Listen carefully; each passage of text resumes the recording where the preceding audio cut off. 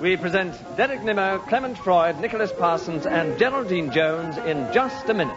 And as the minute waltz fades away, here to tell you about it is this week's chairman, Kenneth Williams. Thank you very much. Thank you. That's nice.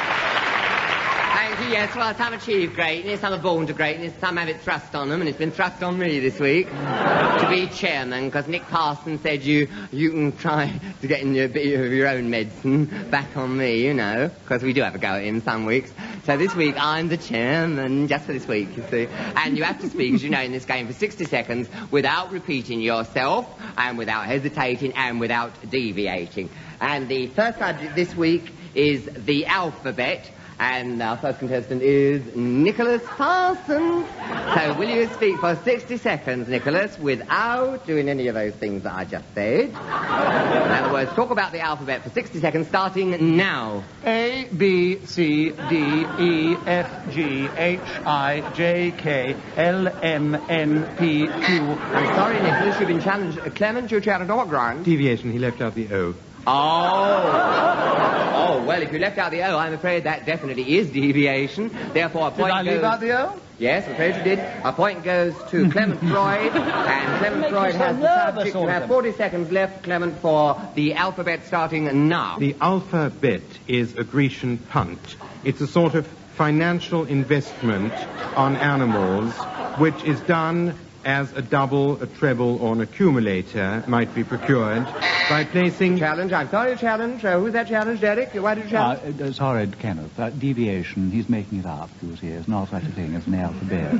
I thought there was in betting parlance. I'm not familiar with this world at all. I do little punting myself. I've never punted. I'm not a punter, you know. Therefore, I give you this, I concede this point to you, yes. You gain a point. Who gets and the you point? have a subject, and you are left with 25 seconds to discuss the alphabet starting now. A is for apple. That was the first phrase in my little book, which I learnt when I was very small. And then B is for basket, in which we put peas. C is for Charlies that walk round my knees. D is for Derek, who sits here so fine. E is for Eric, I know he'll not be mine. F is for Freddie, who walks round the house. G is for Gertie, who's as small as a mouse. H is for Harry, who is such a fellow.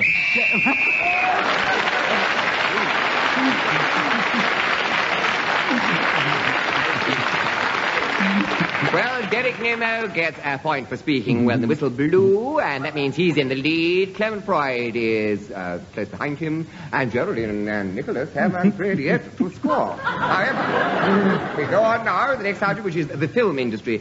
Geraldine Jones, will you speak for 60 seconds on the film industry, starting now? Some people labour under the delusion that the film industry is about stars and exciting people. These are, in fact, mere shells, and they are motivated and organised by very grey people who might just as well be used selling soap. In fact, the whole business exists on the fear that one of these days people aren't going to go to the cinema anymore, and then they're all going to be needed selling soap. Well, I'm pleased to say hesitation. Yes, I'm afraid hesitation. You have a point, Derek, and you continue with the subject for 35 seconds, starting now. Well, there's no business like film business. Gosh, it's exciting. Why are you challenging? Repetition of business. Oh, Clem, really. Absolutely right. Absolutely. Most ungallant of you, but absolutely correct. So you gain a point, and you continue for 32 seconds, starting now. The film industry is one of the most vibrant in this country. If you look at the stock index and look at the... You challenge? On look. He said look twice. Yes, that's what he said it twice, did he? Oh, well, that's fair enough. He said it right. That's right. And we can't argue about that. Therefore, you get a point. Nicholas Parsons gets a point. And you continue with the subject. You have 18 seconds to discuss the film industry, starting now. The film industry is devoted to making cinematograph experiments and other types of entertainment which were seen on widescreen, small screen, video. Why are you challenging, Geraldine? Repetition of screens. Screen? Did you say that twice? Yeah, I'm very sorry. Well, you get a point, Geraldine, and continue with the subject of the film industry for 12 seconds, starting from now. The first thing that I know about it is that it involves a tremendous amount of money, which usually... Who are you challenging? It was Derek again. Why are you challenging, Derek? Sorry, tremendous, actually. You did say tremendous twice. Tremendous twice was said? Tremendous in the past. You get a point, and you continue with the subject for 7 seconds, starting from now. throughout all the Odeons and the ABCs in the country. Who challenged there? Clement, Clement, there's an awful lot of challenging going on. Advertising. On what grounds are you challenging, Clement? You can't advertise your local cinemas on this program. Oh, absolutely right. That's against the Charter. You've offended the Charter. I'm appointed here by the BBC. Yes, I am the adjudicator, the judge. I am the final arbiter. I shall not shirk my duty. I will not fail in my responsibilities. You are absolutely right. You get a point, Clement Freud, and you continue with the subject. You have 4 seconds to discuss the film industry starting now. Cameras, lenses, and other capital equipment are essential to any company. Oh, brilliant.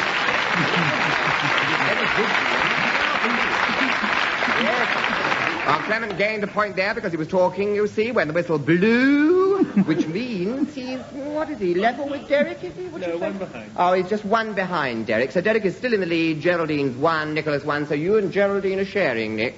Sharing, third place. Oh, That's what you're sharing. It was something more exciting. And we go on to the next subject. The next subject is kneading dough.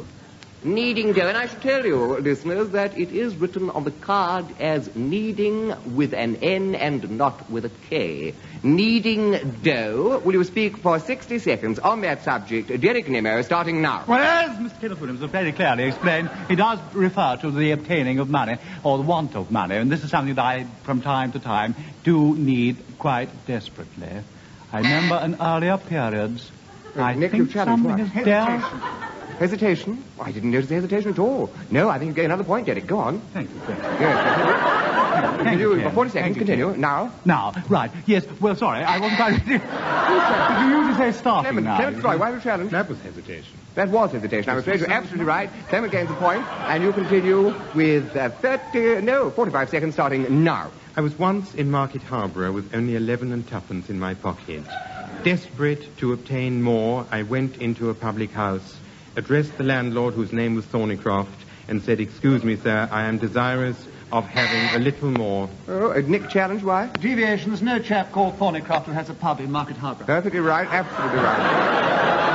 You gain a point. You gain a point. You gain a wait point. till the letters come in. Mr. Thornycroft, I'm terribly sorry. Mr. Starting Thornycroft. Well, of course, this is a very vital, you see. Oh, challenge from Clement Freud. I never Why have you get challenged started. him? I'm packing it in. I'm Why sorry. have you challenged them? Hesitation. Hesitation, you're perfectly right. You gain a point, and you continue with 28 seconds kneading dough starting now. In Oakham and Uppingham, in dire distress, I once had to call... Yes, why have you challenged Derek? Dire distress. That's a repetition of dire distress? you say? Repetition of dire distress, I think. Yes, you gain a point. You gain a point. You now have 22 seconds to discuss kneading dough starting now. When I was in this condition once, I walked up and down Oxford Street dressed as a cat with sandwich boards on. Another time I went through Newport and Monmouthshire with an alligator's head, with also a great advertisement saying, "Would you please come to a dance that I was organizing." Other times when I have been kneading...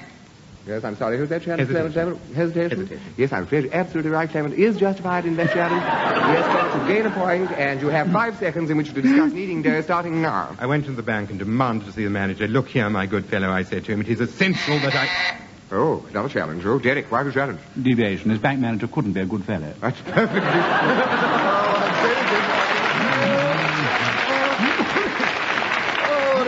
Isn't that exactly why one calls the bank manager, my dear fellow? Yes, Because you he's gain a such a point rotten there, fellow? and you have half a second left to discuss kneading dough starting now. And down to the Labour Exchange. I'm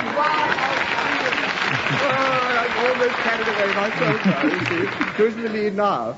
Oh, Derek's leapt into the lead. There's nothing about that, is there? Oh, Derek Nimmo leapt into the lead. It's quite startling there. Clement Freud, will you speak on the subject of Thespians for 60 seconds, starting from now? A thespian is one like Nicholas Parsons who started in the theatre and like Derek Nimmo who is carried on in the musical industry, appearing in dinner jackets or tailcoats, rushing into theatre, sometimes late in the afternoon, occasionally early in the evening, where a small man steps out of his box and says, "Good morrow, sir." Hesitation, I'm afraid, Geraldine, was that your challenge? It Yes, was, you're in absolutely fact, right. You yes, gain a you're point, and you have the anticipating. subject. You have the subject. You have 35 seconds to discuss Thespians starting now. I once spent a very long and boring year at school in the United States, and there they rather pretentious. Oh, challenge from Clement. Why was that challenge? Deviation. Deviation, No, perfectly correct. You gain a point, and you have left 30 seconds to discuss Thespians starting now. There are costumiers who will hire you clothes such as might... Oh, challenge from Geraldine. Why are you challenging, Geraldine? Deviation. Why, what about... What Well, kind? thespians are actors and costumiers aren't. Absolutely true. You gain a point. Yes, and the audience are with you. Yes. The audience are obviously with this very attractive young lady, Geraldine Jones, and she has 35 seconds in which to discuss Thespians starting now. The Thespians, at this aforementioned place of education, were the rather pretentious dramatic society. Why do you challenge? Repetition of pretentious. You've no right to challenge, and moreover, it's extremely ungallant to interrupt a lady in the middle of a lovely tirade. She's got, what is it now, 22 seconds to discuss Thespians starting now. Several times a year they put on extremely bad plays in which they couldn't really act because they didn't really... Oh, I bet they couldn't act. I can see that lot. I can just see them. Oh, I bet they were a riot. Yes. Who did you interrupt? Derek, why did you interrupt? Hesitation. Hesitation. Well, perfectly, absolutely right. He gave the point. And you have 14 seconds in which to discuss Thespians. Derek, please pull yourself together. Derek. 14 seconds in which to discuss Thespians starting now. They are called after the semi-mythological Greek dramatist. Nick, why did you challenge? A hesitation. A hesitation? Did you notice the hesitation here, Nestor? There was was there? Well, you get a point then, Nick. You get a point, unquestionably, and you have 10 seconds in which to discuss Thespians starting now. One of the greatest thespians I ever saw was Sir Lawrence Olivier. Oh, what was that challenge? I'm sorry, my hand slipped. Oh, your hand slipped. Geraldine is becoming very nervous here, and very, as of course you can see, the score is creeping up there and getting really very. I'm getting quite worked up myself here, yes. I'm throbbing in empathy with you all. So, yes, well, no point scored there, is there? Nick continues for 7 seconds with the subject of Thespians starting now. I went to see this act on the stage when I was quite a young lad at the Old Vic, and he was playing Macbeth, and he said, if it were done when 'tis, 'twere it were done quickly. If the assassination of that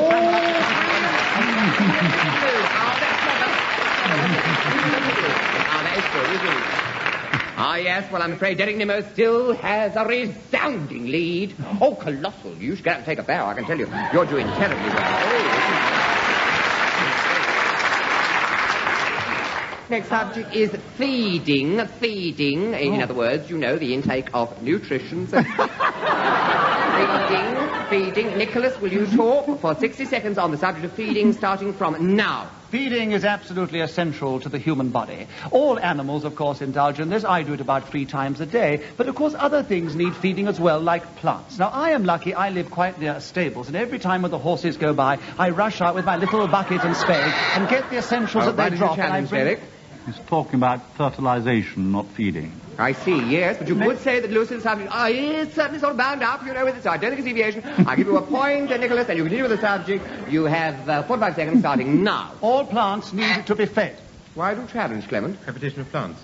Plants. Oh, I'm afraid you did repeat yourself there, yes. So you get 1 point, Clement, and you have 41 seconds, I'm sorry, to discuss feeding starting now.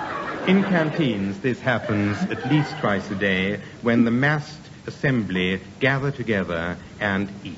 In other words, they pick up a knife and a fork and begin to shovel into them meat and fish, vegetables and fruit, rice and potatoes, often washed down with tea, coffee, wine, or other... So Geraldine challenged. Why, Geraldine? Deviation. Deviation? Why? Talking about drinking, not feeding. Oh, but it's an essential part of the process, dear. It's got to be washed down, yes. For taking a load of starch, you need a load of tannic acid to wash the lot down, I suppose. That's tea, isn't it? No, he's a lovely fella, Clem. He gets a point, and he continues with the subject. How much has he got? 20 seconds, Clement, starting from now. In the world of our dumb friends, this is usually done with earth, water... Hesitation, Alfred. Yes, hesitation. Yes, you get 1 point, Nick. And you continue with the subject. You have 15 seconds starting from now. When you collect the manure, it is essential not to put it immediately onto the plants because it's got a lot of acid in it and it... Yes, that is true. Ooh, challenge. Oh, Derek, why did you challenge? Repetition of plants yet again. Oh, he said it twice. Oh, that's what I was... You can't talk yes, about... well, you gain a point, Derek. And you continue with the subject. You have 8 seconds to discuss it starting from now. So I went up to the meter maid and I said, I'm sorry that I'm feeding the thing, but she said, you mustn't do it, you know it's against the law. And I'm terribly sorry, and I won't do it again. But she said, well, yes, why did you challenge Clement? Deviation. Nothing to do with feeding. You're absolutely right. Feeding you gain a meat point. off. And you continue with the subject. Clement, you have 2 seconds to discuss feeding starting from now. White fish. Oh, you won again. Oh, you are clever. Oh, that is good, isn't it? Well, Clement, of course, by that brilliant stroke, has plunged literally into the lead. And Derek, you are now behind him. And still third place, Geraldine, Nicholas. Oh, well, here. Good work. Geraldine, can you speak on keeping up with the Joneses for 60 seconds? Keeping up with the Joneses. A happy pun there. A bit of serendipity, so to speak. Keeping up with the Joneses for 60 seconds, starting now. This is something that, of course, I personally have never found the smallest difficulty in doing. I do understand, however, that some people would differ with me in the interpretation of this phrase and suppose that it's rather like keeping up with rabbits. There are so many Joneses that nobody can actually count them. And what I mean by it, that is, the impossibility of attaining the illustrious heights which are constantly reached by anyone bearing my most magnificent name, is something that they don't really give. Oh, challenge there. Derek, why did you challenge? Well, it's not a magnificent name. It's a very dreary old common name. It is one of the greatest names in the history of the Principality of Wales. Just 'cause you're... And moreover, I think you've adopted a most ungallant attitude to this lovely child here. It's a point to Geraldine. Just because he's called Williams. 2 points to Geraldine.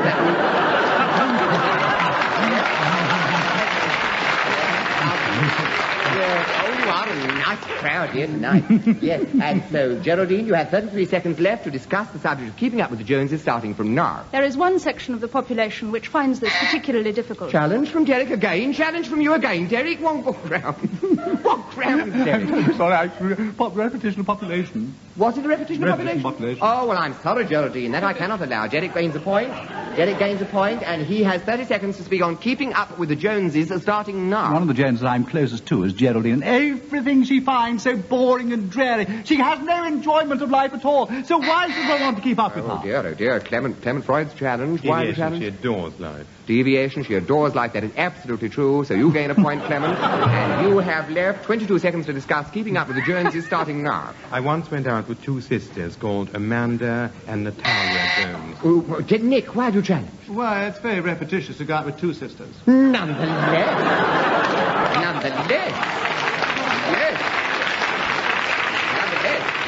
I would say it was adventitious. So he gets a point for that. Clement gets a point. And continues with the subject. You have 22 seconds for keeping up with the Joneses starting now. They were respectively 4'9" and 4'11". Oh, a challenge from Nick. Why Repetition of thought. Oh, yes, I'm afraid there was a 4 before. Yes, well, then you get a point, Nick. You get a point. And you get the subject, Nicholas. 12 seconds for keeping up with the Joneses starting now. You've just got to keep up with the Joneses. It doesn't matter what you do. Go out today, tomorrow. It doesn't matter. Find something you can do. Get new clothes, new personality. Stand up there and shout. You've been challenged. Derek's challenged you on what grounds? It doesn't matter. Repeat it doesn't matter. It doesn't matter. Right, then you continue with the subject for 5 seconds, keeping up with the Joneses starting now. If you go down to Aberystwyth, it's terribly difficult to keep up with them because there are so many. Oh, that's very clever. Very clever. Yes. Very nice. Yes, well, Nick, you're going up. You're almost seconds, but you're not quite. No, Clement's still in the lead, I'm afraid, followed very close by Derek, and Geraldine trailing, darling. Now, do pack on up there. Come along. I mean, let's get much better than this. Now, the next subject is rubies. You've all heard of rubies, the jewel, the blood-red ruby. On the card is written rubies. Will you speak, Derek, on the subject of rubies for 60 seconds, starting now? Great regret for me that so many Christian names are disappearing from the English language. Pearls seem to be on disappearance. Gertrude, Barbariana. Oh, Nick, why did you challenge? I thought it was hesitation. You thought it was hesitation? Well, you must tell us honestly, Derek, were you hesitating? Now, come along, you are on oath. Come on. I was finding a slight difficulty with my speech impediment. That's good enough for me. That's good enough for me. You were fumbling, dear. That's obvious. You were fumbling, right? You get the point, Nicholas, and you get the subject. You have 50 seconds to discuss rubies starting now. Everybody used to say Ruby's got the very best pair in the whole of the business. Her 2 legs are absolutely marvelous. As she walked down the street, you went... Oh, I'm sorry you were challenged. You were challenged by Derek. On what grounds? Well, repetition, best pair. Best pair, deviation. Deviation and repetition, best pair. Yes, the best pair would be deviating, I'm afraid. And I'll give you a point, and you have 45 seconds to discuss rubies starting now. Excuse me. Starting now, come on. Ruby McElroy, who lived just outside the small town of Hramfelhecken. Oh, a challenge from Deviation. Nick. There is no such thing as Hramfelhecken. Yes, I'm afraid you're absolutely right. You gain a point. Yes, and you have 4 seconds to discuss rubies starting now. Of course, the whole point is that this particular precious stone is one of the most valuable of all. One of the most difficult things is that... Challenge from Derek. Why did you challenge? Deviation is not one of the most valuable of all. It It isn't. No, you are absolutely right. The Kohinoor is emerald and the more ruby. valuable, so you get a point. And the subject is 32 seconds in which to discuss rubies starting now. I think one of the most beautiful rubies was that was given by the Sultan of Turkey to Lord Nelson after his victory. Oh, a challenge from Clement. Why did you challenge He Clement? didn't give him one. He didn't give him one. You're absolutely right. You gain a point, and you have 36 seconds in which to discuss rubies starting now. But the Maharaja of Cooch Bihar gave one to his wife, which is now on show in the Wallace Collection in London, which is open daily and on Sunday afternoons from 2 until 5:30. A challenge from Geraldine. Yes, Geraldine, why are you challenging? Deviation advertising. Deviation advertising. On the contrary, I thought the information was fabulous. Go on, Clement. Yes, no points awarded. Go on, Clement. Many jewelers receive these stones and are then asked to cut them into shapes which are required by the prospective purchasers in order that they reflect the true beauty of the inherent value of the...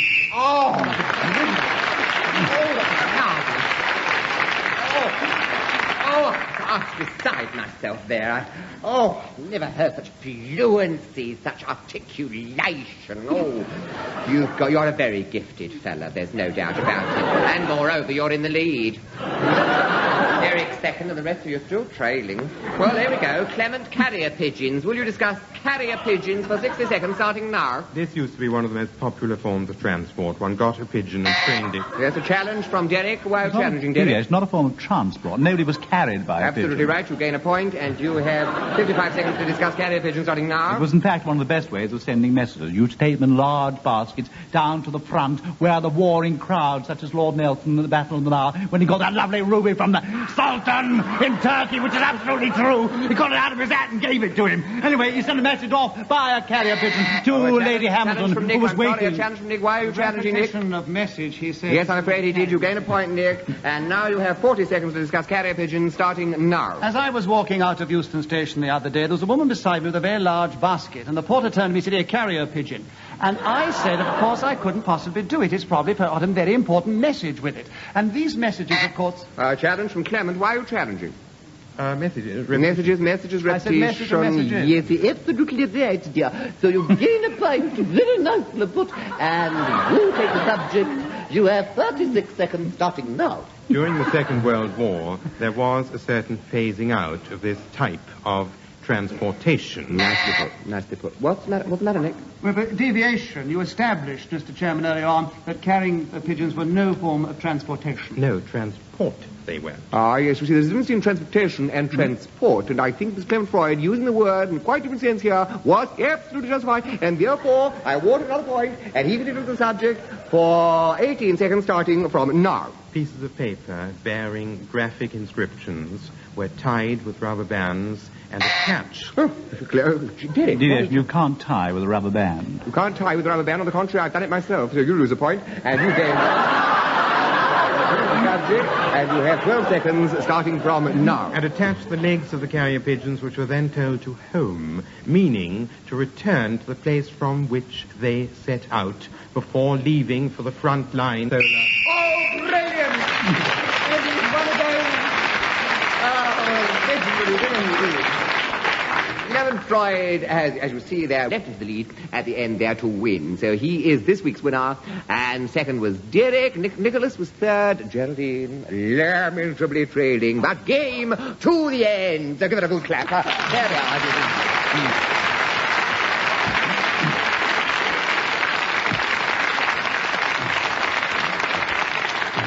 Well, thank you. There we must leave it as just a minute. Must be off the air in just a minute. I have time to tell you that in this programme, victory went to those taking part were... Oh, I saw a load of rubbish, isn't it? Well, there we come to the end of another edition of Just a Minute. Goodbye.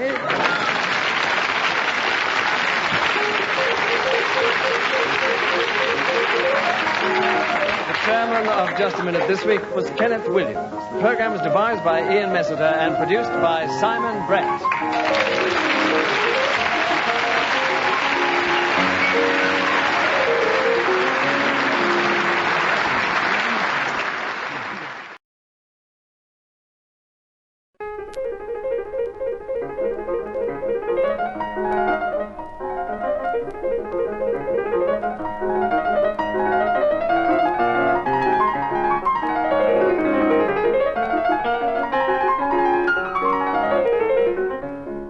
we present Kenneth Williams, Derek Nimmo, Clement Freud, and Andree Melly in Just a Minute.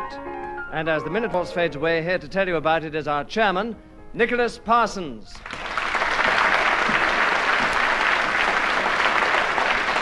Thank you. Thank you very much, and welcome once again to Just a Minute. And the rules are as before. I'm going to ask them all to speak, if they can, for just a minute on some unlikely subject, without hesitation, without repetition, and without deviating from the subject, if they can.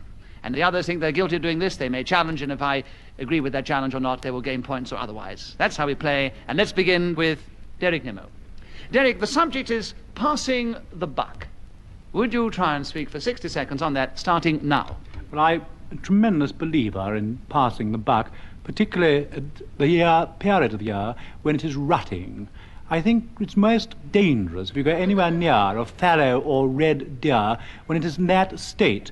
Now, to rut, as you probably know, is the period of intense sexual excitement which they experience occasionally during the passing of 12 months.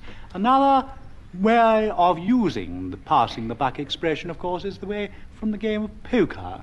When a player is about to his go next, they put something in front of him to show that it is going to be his next go. And that's why it's used in the sense... Clement Freud, you have challenged. Lots of hesitations, right? A repetition next. Next. Yes, it was the next time round, yes. There was rather a lot of next. It wasn't just twice, Derek, so... Sorry, I'm awfully sorry. No, it was terribly interesting. We were very worried about what was going to happen to these deer, especially. Anyway, Clement Freud, I agree with your challenge, so you gain a point, and you take over the subject of passing the buck, and there are 20 seconds left, starting now. Frequently on the west coast... Derek Nimmo, you've challenged. Hesitation. Yes. A little sharp, but there was a definite hesitation. But so there are 17 seconds left for you, Derek, with passing the buck again, starting now. In the United States of America, if you pass the buck, it means to hand over the smallest piece of coinage within that country. Now, last time I was... Clement Freud, why do you challenge? It's a continent, deviation. The United States of America is not a continent. Yes, it is part of the American continent. It is not actually a continent. So, Derek Nimmo, as I disagree with your challenge, takes another point, and he continues with the subject for 10 seconds, starting now. Of course, in Bushy Park, it's terribly dangerous, because they have these big antlers, and they come charging towards you, and you have to duck down underneath the brambles and keep well clear, because if they get at you... Clement Freud, why have you challenged? Deviation. Why? Brambles in Bushy Park. I think that there are brambles in Bushy Park, the same as most of the other parks of this country. Derek, I disagree with the challenge. I do think there are brambles in Bushy Park. So there are 2 seconds left for you to continue with passing the buck, starting now. When I start play stud poker, I always say that if I can do...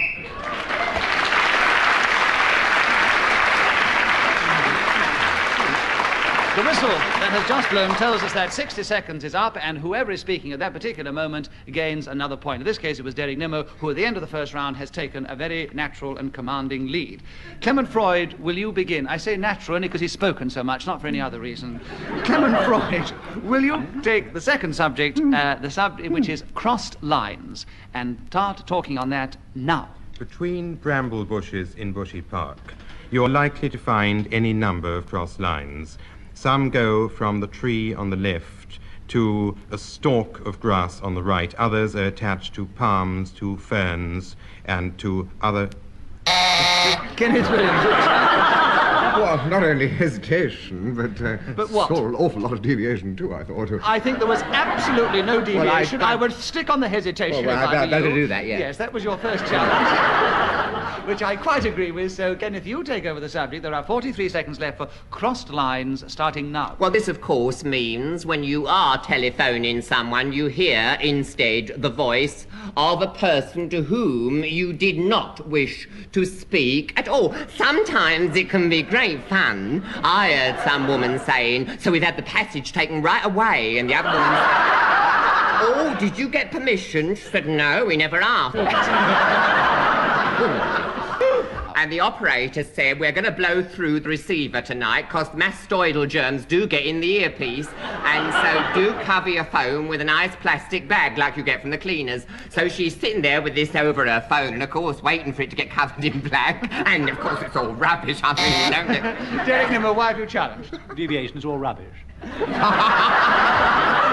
Oh, he's fly. He's very fly. Derek, it may be all rubbish, but you see, what the people were saying on the phone was rubbish. So, strictly speaking, I don't think he has deviated from the subject of cross lines, which does turn out to be rubbish when you listen to it. So, I think that Kenneth Williams still has the subject with another point, and 1 second to go, starting now. So she said, "Here, are you the one I wanted to speak to? Is it Lambert 5479?" Floyd challenged you before you got to go. Why, Clement? Well, hesitation. I disagree entirely. Kenneth, you have half a second to continue with cross lines, starting now. Lambert 5406, she said I'm after.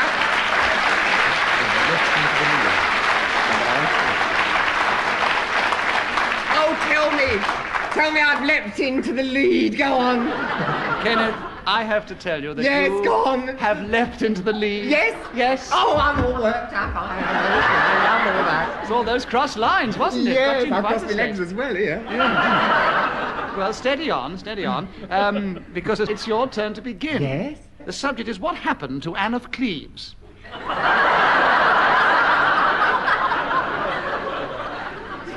Well, having twitched your nose up to the left-hand side of your face and back to the right, can you tell us, for 60 seconds, starting now? Well, this John of Ravensburg sent her over here, not to be confused with Raven, of course, though many people thought he was, to have thought that she could successfully marry... Derek Nimmo, why have you challenged? Deviation. She wasn't sent here, but Thomas Cromwell went over to look at her first. Deviation. Yes, but as I understand from my history that she came unwillingly, I do believe that she came was... quite willingly. Holbein was sent over to paint a picture. But she may have come willingly, or with the you may believe she became unwillingly. He still is on the subject of Anne of Cleves, what happened to her, so he's not deviating from the subject, which is the exact ruling. So therefore, I cannot have you for deviation, and Kenneth gets another point, and he continues with the subject. 47 seconds left, starting now. Her portrait was sent on ahead, and Andree expressed a fancy. He said, "Ooh, not bad. She's quite dishy." Clement Freud, why have you challenged? What's the matter with him? Hesitation. Well, there was hesitation, but I think it was the audience reaction that slightly inhibited him. Yes, exactly. It didn't inhibit my buzz, so why should it inhibit him? Well, I'm going on this occasion to give the benefit of the doubt to Kenneth because he did actually respond to the audience reaction. But, Kenneth, you have... I know it's difficult when you get a nice warm reaction not to respond to it, but you have to try and keep going. 37 seconds left for what happened to Anne of Cleves, Kenneth, starting now. But he had the marriage annulled because he couldn't stand the sight of her, and it's suspected she had terrible B.O. and she had fancy to Cleves, which was Derek then... Nimmo, why have you challenged? Hesitation. Didn't get back to Cleves. She lived in retirement in England for 15 years on a pension. Oh, dear, he's very Derek Nimmo, you have a point. Well done. And there are 26 seconds left for what happened to Anne of Cleves, Derek, starting now. Well, of course, the marriage was rarely annulled because it was not consummated. At that time, Henry VIII was a tremendous authority on marital law because he was ridding himself of the previous wives, and that was how he was able to get rid of her. Clement, why have you challenged? Hesitation. Yes, I'm sorry. It was one of those difficult ones when he's going at speed. Clement, you have 16 seconds to continue with what happened to Anne of Cleves, starting now. Anne of Cleves was a 92-year-old washerwoman. Kenneth Williams, why have you challenged? Obviously, I mean, it's complete disgrace. The awful thing is he might know a 92-year-old washerwoman called Anne of Cleves. So, within the laws of the game, you see, unless he can establish it very rapidly, he gets a point and he continues for 13 seconds. What happened to Anne of Cleves, starting now? Andree Melly, you've challenged. He didn't start. He didn't start. Andree, you have a point. 11 seconds for what happened to Anne of Cleves, starting now. The Anne of Cleves I knew was an absolutely useless type of doll. It was the kind that you couldn't take the clothes off. They were all Elizabethan. You couldn't even take her knickers off, which everyone knows. Kenneth Williams, why have you challenged? Deviation, why should you want to take the clothes off in the first place? It's an unhealthy curiosity, that is. That's unhealthy. I haven't come here to listen to a load of filth.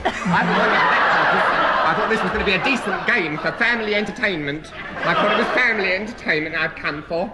I went here to listen to a load of filth. Well done, Kenneth. We really enjoyed that. Absolutely lovely. Andree Melly has another point and she continues with the subject. If you have a doll, you are allowed to undress her, and there's nothing devious in it at all. Oh, really? Absolutely nothing. Andree, you have 2 seconds left for what happened to Anne of Cleves starting now. And her eyes wouldn't shut either. So I was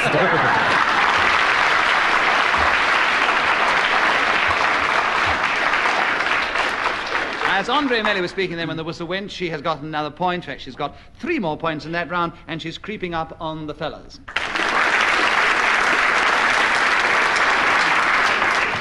Derek Nimmo, will you begin the next round? The subject is Teabags. 60 seconds, starting now. Well, I personally possess a beautiful pair of grey flannel tea bags. I call them that because when I come home at a certain time in the afternoon, I always change into them before sitting in front of the fire to consume a great plate of crumpets and a lovely pot of the aforementioned liquid. I put it on my knee across the grey suiting, which I have already mentioned, and then... Clement, why have you challenged? He's already mentioned it. Well, why Repetition. Wait, what? Repetition, he's already mentioned it. Yes, but he might have mentioned it, but he, in this particular round, referred to it in different terms, so he has not been accurately repetitious according to the just-a-minute rules. So Derek gets a point and continues with the subject. 36 seconds left for Teabags, starting now. Is everybody running there? There's nice little net receptacles that you whack a few tea leaves into, and all types... Andree, Melly, why have you challenged? Deviation. They've already got the tea in them. You don't Yes, whack you don't the tea. whack the tea in yourself. They're put in by... You. Which Well, you made it quite clear to my mind that you personally whack the tea in, and so the manufacturers do that. Andree, Melly, you take over the subject. 30 seconds left for Teabags, starting now. These are an American invention, I believe. Clement, Freud, why did you challenge? Hesitation. Yes, I agree, Clement. So you take over the subject of Teabags. 27 seconds left, starting now. These were invented in England by a man called Simon Pruston, who in the early... Andree, Melly, why have you challenged? Deviation, I don't believe him. Nor do I. Well, you're very foolish, then. You've jumped right in it, you have. Because he did invent them, you great fool. If you think, audience, that Simon Prusson invented Teabags, will you cheer? No, will you boo? And if you don't think he did it, will you cheer? So if you're for Simon Prusson, boo. If you're not, cheer, and do it now together. You're against Simon Prusson. Andree, Melly, you take over the subject. There are 20 seconds left for Teabags, starting now. These things were invented by an unnamed person who thought... Derek Nimmo, why have you challenged? Deviation. We know it's Simon Prusson.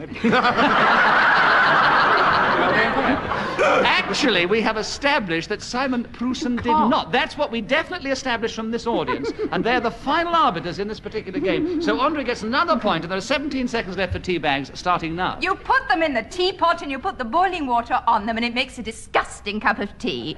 This is not at all, as anyone like Clement Freud will tell us, a gastronomically correct way to make the aforesaid liquid. And Deviation. How does she know what Clement Freud would tell us? Is she inside his head? Is she clairvoyant? Has she got a crystal ball over there?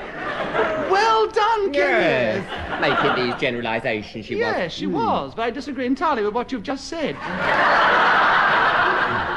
Because she wasn't deviating from the subject of Teabags. So Andree gets another point, and she continues for 5 seconds on the subject, starting now. you get about 24 of them in a box when you buy them at the grocer's or the supermarket, and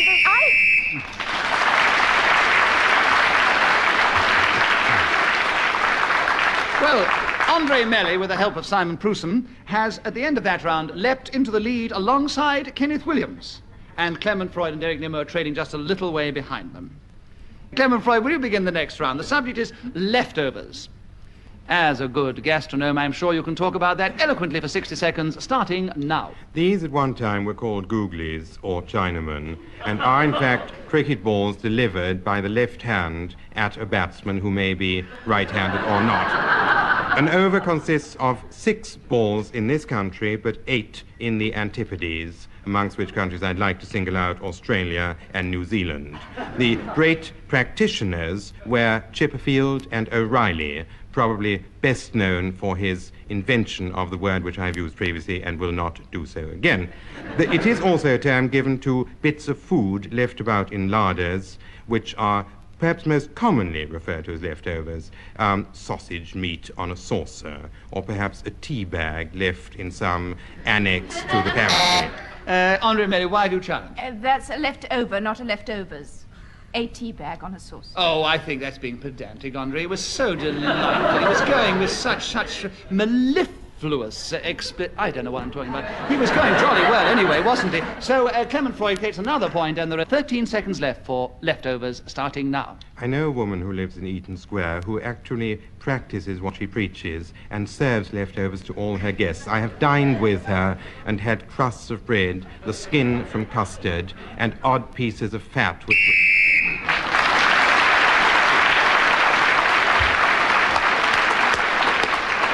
Well, Clement Freud gets 2 very well-deserved points in that You don't round. deserve them. That was a disgraceful libel on one of London's most distinguished hostesses. He deserved them because he kept going magnificently for 64 seconds with only 1 interruption, and it's more difficult to keep going if you have been interrupted once. Jolly good. And now you've leapt into the lead alongside Andree, Melly and Kenneth Williams. A worthy position for him to share with me. But, Andree, Melly, will you begin the next one? How to build an igloo. A rather cold subject, but I'm sure you'll warm it up for us. 60 seconds, starting now. First, take a rather nice Eskimo, and second, find... Kenneth Williams, why have you challenged? Because you don't build an igloo by taking an Eskimo. But, Kenneth, it might be possible to do it that way. And maybe Andree has got some very good reason for getting her Eskimo first, who probably knows more about igloos than she does. It's obvious whose side you're on, isn't it? I try to be on the side of fairness and justice. Very partisan, if you are. Very pompous, maybe, sometimes, but I try to do my best. Andree, Melly, you take another point, and there are 55 seconds for how to build an igloo, starting now. You need an ice glacier that's going rent-free, and a large pickaxe or 2, and then you leave the Eskimo to get on with it. Clement Freud, why have you challenged? Why have you challenged? Repetition of Eskimo. Yes, indeed. You've had your Eskimo once, so you can't have him twice, can you? Not insane. Anyway, Clement Freud, you have 47 seconds for how to build an igloo, starting now. Unless you have a deep freeze, this really shouldn't be attempted. I know a man who lived in Prince's Kenneth Gate. Williams, why have you challenged? Deviation. Deviation. Deviation. You would never build an igloo if you had a deep freeze. Ludicrous. Clement, can you justify it very rapidly? I You can't have an even... awful job getting the snow if you only had a domestic fridge. No, I think if you want to build an igloo, you can only do it in Eskimo land, in Greenland, so I don't think deep freezes have much to do it. It's a very debatable point, but I'm giving the benefit of the doubt to Kenneth. You keep giving him the benefit of the doubt. I think with justification. Well, then give him the You point. be quiet. Don't argue with the chairman. Why don't you just give him You've the got to have decision? rules, you know. You've got to have rules. Kenneth Williams, you have another point and 43 seconds to continue with how to build it, not continue, but to start on how to build an igloo, starting now. These are done by making snow into bricks. The process of course... Andree, Melly, why have you challenged? Deviation, because it's ice. You have to make the bricks of. The snow'd all crumble away. You're a great fool. They start as snow, that's how cement starts, liquid. You- Then it goes hard, you see. And there is another point. Whether you would do it that way or not, it is probably possible, and certainly Kenneth Williams might try it that way. So he hasn't deviated from how to build an igloo. Give him the benefit of the doubt. I don't need to give him the benefit of the doubt. He has established it firmly, I hope, and I've explained why. 36 seconds, how to build an igloo, Kenneth, starting now. The warm snow is placed in these boxes, which then put outside, and in the outside, on the outside, I mean, they freeze. Nimmo, why have you challenged? And Well, deviation and repetition, actually. I'm explaining the process. Don't you want to hear it? This is where the building is. There, you work your Sorry, guts out. what Trying to you help can't... You can't have two challenges, really. What are you challenging on? Well, on deviation. Why? Because you can't put the snow into your boxes and build it that way. Well, you see, I would have given it to you for hesitation. He might be able to do it that way. You see, he hasn't actually deviated from the subject of how to build an igloo. His igloo may collapse, it may give him the melt, benefit it of the may... doubt. He said it. He has no benefit of the doubt. I've established why he has another point.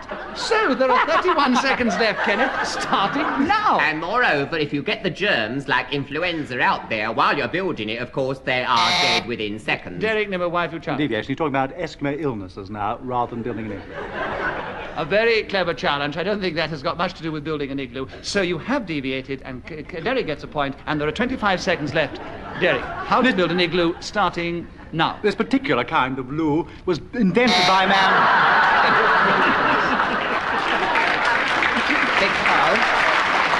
Dennis, why have you challenged? What deviation? It's Igloo, not Lou. And you can't make a derivative of that in lieu. Unless you're in lieu of. In lieu of. Which would be different but entirely. It is possible to interpret the words, this is not a visual program, in any way you wish, according to the way it sounds on your ear. That's not interpreting the word, that's splitting the word up. Igloo is technically making it Lou. That's not altering interpretation, it's altering the word. We have had this before, and we have established that you can interpret the words as they sound to your ear, providing you have not deviated from the actual pronunciation. Oh, well, of course, if that's your ruling, I would accept it. You have the most charming way of wriggling out of everything, Kenneth. Derek Nimmo has another point, and there are 22 seconds left for how to build an igloo, Derek, starting now. They were invented by the well-known man, Mr. Parsons, who also famous for his invention of Teabags. And he was known... Clement Freud, why have you challenged? Well, the audience has established that Parsons didn't invent it. Well done. A very clever challenge, Clement. So 16 seconds for you to continue with how to build an igloo, starting now. It is essential to have a lot of snow and a cold climate. You then take the aforementioned substance, packing it together so that it creates some sort of housing, ideally shaped like a tent or perhaps more like an Arab wigwam.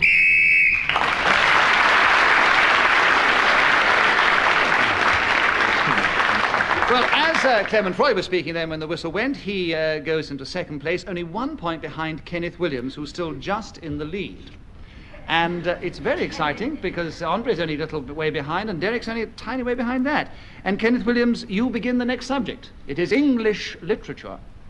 60 seconds on that, if you can, starting now. Well, of course, I suppose the whole story begins with the Anglo-Saxon period, and, of course, Earl Helm and the Venerable Bede, who could hardly write and only just read, and then sweeps with Chaucer into the English Renaissance, which finds its fountainhead with William Shakespeare. After that, of course, very little looms. The only hope thereafter, of course, lies for me in the Romantics. And who better or more representative than Byron, your Keats, your Shelley? Oh, I knew he was going to do that, me on the you. Oh, I shouldn't have. No, Derek, why are you challenged? Well, I haven't done anything at all, really. But when he said you knew he was going to do it because of something other, well, because I said your Keats and your Shelley, yes. and I thought you were going to do me for the repetition. You silly fellow, they were going to let you get away with your year. Ah. You should have kept Oh, yourself... should I go again then? No, you can't. Derek gets a point, and there are 11 seconds left for English literature, starting now. My favourite English writer. Andree Melly. Hesitation. Yes, alas, there was. So, Andree, you take over the subject. 8 seconds left. English literature, starting now. This is a subject that goes hand in hand with England. Clement Freud, why have you challenged? Repetition of hand.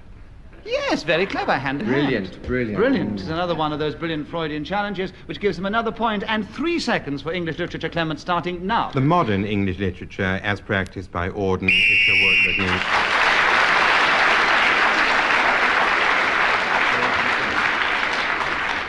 Well, Clement Freud gets the extra point of speaking at the end of that round, and may I say before I give the final score, because that is the end of the show, that there's one lesson to learn in this game, that if you've started going, keep going, whatever happens, because, Kenneth, if I know, it is a shame, you know, because I had a lovely bit of Byron I was going to do. And if you'd kept going, you see, you might have finished up and got that extra point and been the winner. I know. What has happened is Clement, on the last round, again with those clever challenges of his, has caught you up and is equal with you at the end of this round. Yes. Derek Nimmo was in 4th place, a little way behind Andree Melly, who was a little way behind this week's joint winners, Clement Freud and Kenneth Williams.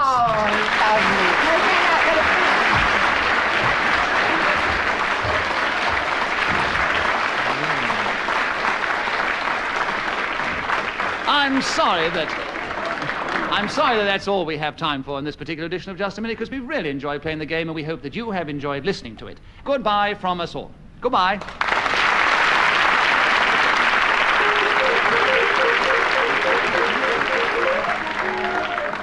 The chairman of Just a Minute was Nicholas Parsons. The program was devised by Ian Messiter and produced by Simon Brett.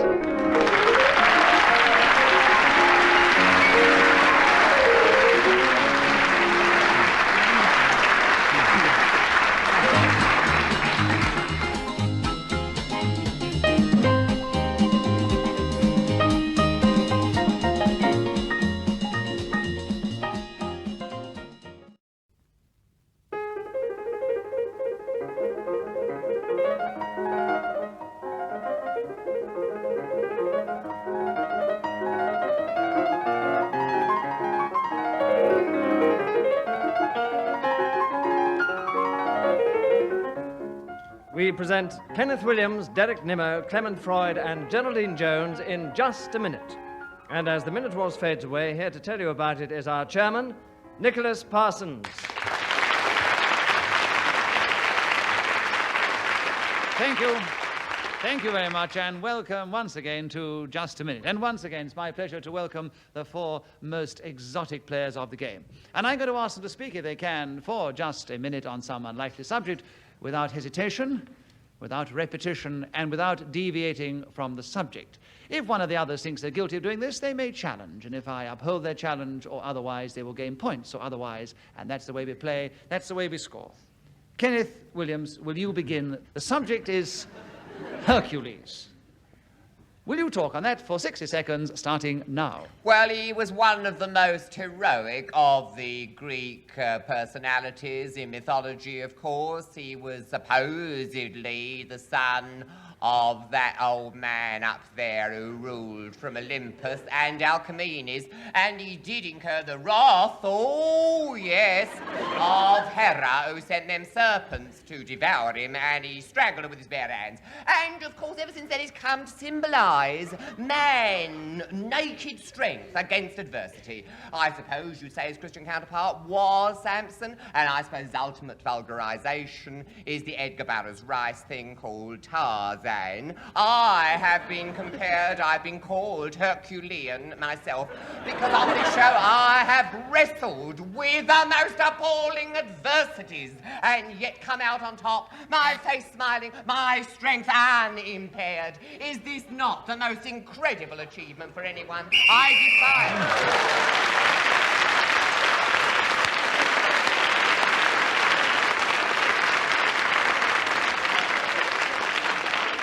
it. Indeed, is this not the most incredible achievement of all? The beginning of the show, the first round, he goes without being interrupted in Herculean style and gains himself a bonus point. The first time it's happened for a long time. Congratulations, Kenneth. I'll probably drive myself up for the rest.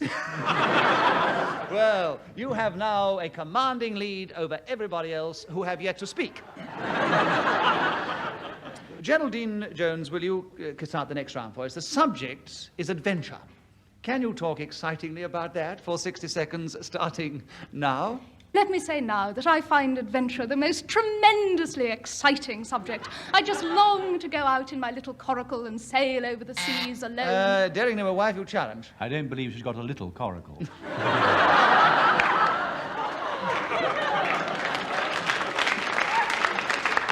All right, we'll give you a bonus point for cleverness, but we leave the subject with Geraldine Jones and say that you have 44 seconds for adventure, Geraldine, starting now. I yearn to go up to the North Pole and spend days... Derek Nimmo, why have you How challenged? can you get the North Pole in a little coracle?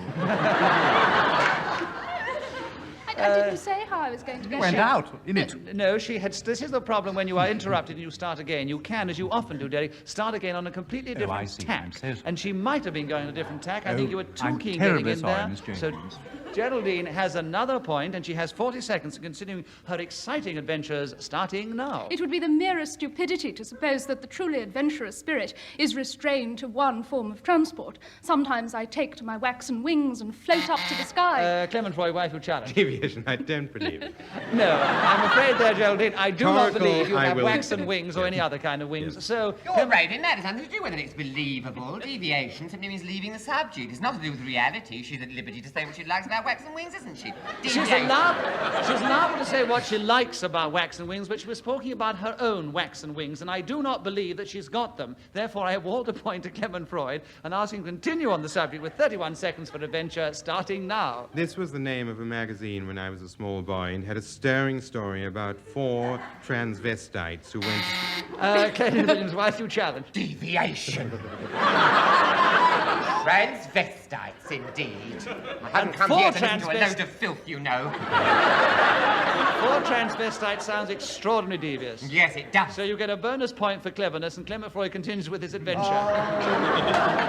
23 seconds left, Clement, starting now. One day I went out into the park late at night, and behind a bush there was a man with a gun and a sword. And as he saw me arriving, he pulled his weapon from his pocket. Derek Nimmo, you have challenged. Deviation. He hasn't become devious yet. You're obviously dying to hear the rest of it. He's throbbing with it, isn't he? You're making it much, much worse, you know, Kenneth. Well tried, Derek, but you got in a bit too soon. He hadn't got there yet, and so Clement gets another point because of that, and there are 6 seconds left for adventure. Clement starting now. Pressed it into my abdomen and said, halt! Derek Nimmo, why do you challenge? The nasty thing to push a sword in the sun this time. It's very deep. I know, but he still hadn't deviated from his adventure, which he was describing. Oh, well, no, that's quite therefore, he true. gets another point, and 4.5 seconds left for the adventure. Clement starting now. It is I, a friend, I cried, and the man whipped his revolver to the other side of...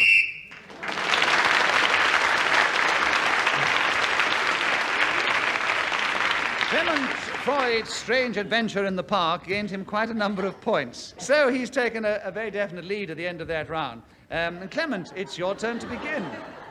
The subject is the Arabian Nights. Can you talk about that for 60 seconds, starting now? These are now called the warriors of Jerusalem, but in the old days, many of the dignitaries who lived around what is now called Iran and was then called Arabia. Geraldine Jones, why have you challenged? Hesitation. No, I don't think so. Sort of teetering. She was teetering on the edge of hesitation, but I'm not going to give it against Clement this time.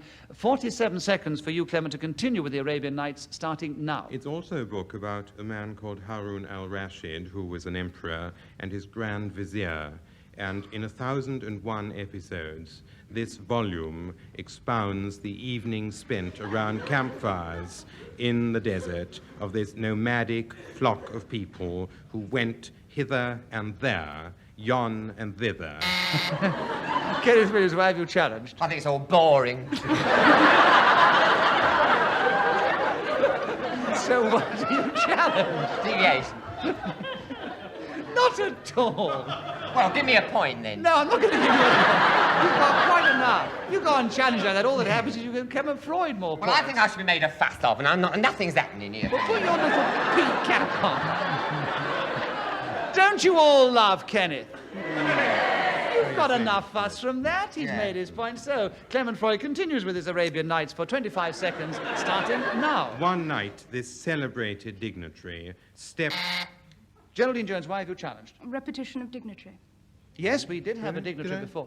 Yes, Thought I'd indeed. used Yes, every yes. other word. So there are 21 seconds for you, Geraldine, now on the Arabian Nights, starting now. This sultan had a great penchant for stories, and he demanded every night that someone tell him a story that Derek Nimmo, why have you challenged? Repetition of night. Rather too much night. not by me. No. Poor thing hasn't even mentioned it once. I think you only mentioned night once, didn't you? I haven't mentioned it at all. No. Geraldine gets another water on point, the and there are brain. 7 seconds left for the Arabian Nights, Geraldine, starting now. One of these stories is... Clement Freud, you've challenged. Hesitation. Hesitation. As you see what you do, you inhibit them by challenging too much, and they He was most stutter. ungallant to even accuse her of it, I think. He's no gentleman. So, Clement gets another point, and he has 5 seconds left for the Arabian Nights, starting now. Dressed in the garments of a beggar, he stole through the streets late of an evening, and with a sickle moon...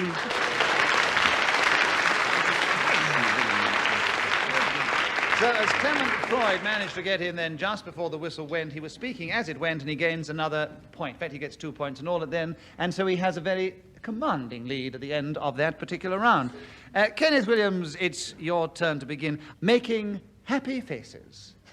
We've asked you to talk about that for 60 seconds, if you can, Kenneth, starting now. This is a happy choice for me because I am a past master, one of the great exponents of making happy faces throughout the length and breadth of Great Britain, from Ballahoolish to Bognor. I'm known for that smiling visage which so gladdens the hearts of our citizens, high and low. But another example of it, of course, would be Franz Hall's famous portrait, The Laughing Cavalier. Oh, what jollity there is in those fine features.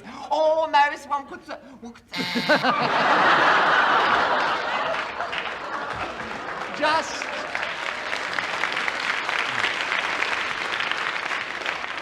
Just almost, but not quite.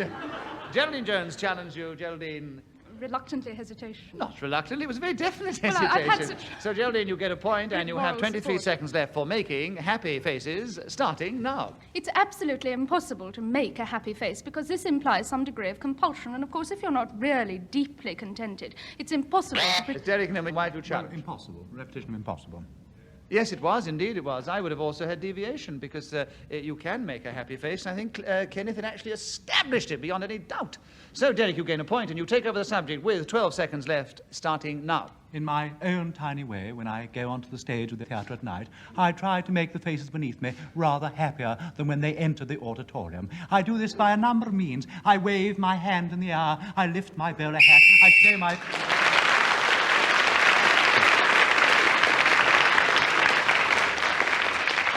Well, Derek Nimmo's happy faces have last started to bring him a little way up from the rear in the score, because he, for once, is lying fourth, which is unusual. Let us continue, and Derek, begin the next round.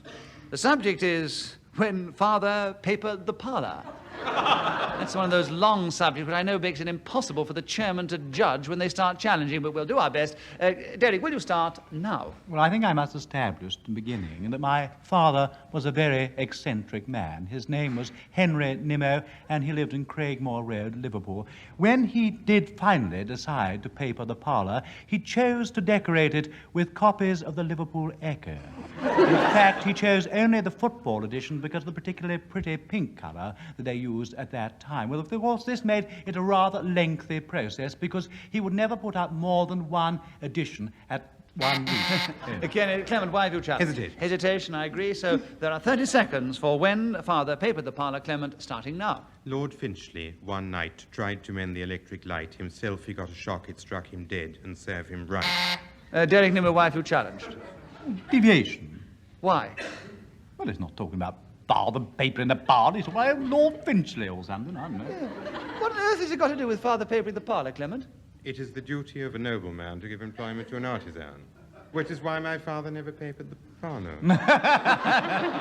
I think you got to your point far too late, so I give a point to Derek Nimmo with When Father Papered the Parlour, 15 seconds, starting now. Finally, he got round to the ceiling. This was in 1948. And during the end of the war, there'd come... Geraldine, why have you challenged? 48 was 3 years after the war. Yes, I quite agree. That was definite deviation. So, Geraldine, you get a point, and there are 8 seconds for When Father Papered the Parlour, starting now. There was only one occasion on which my father papered the parlour, and it is so seared upon all our memories that he will never do it again. He began by very laboriously...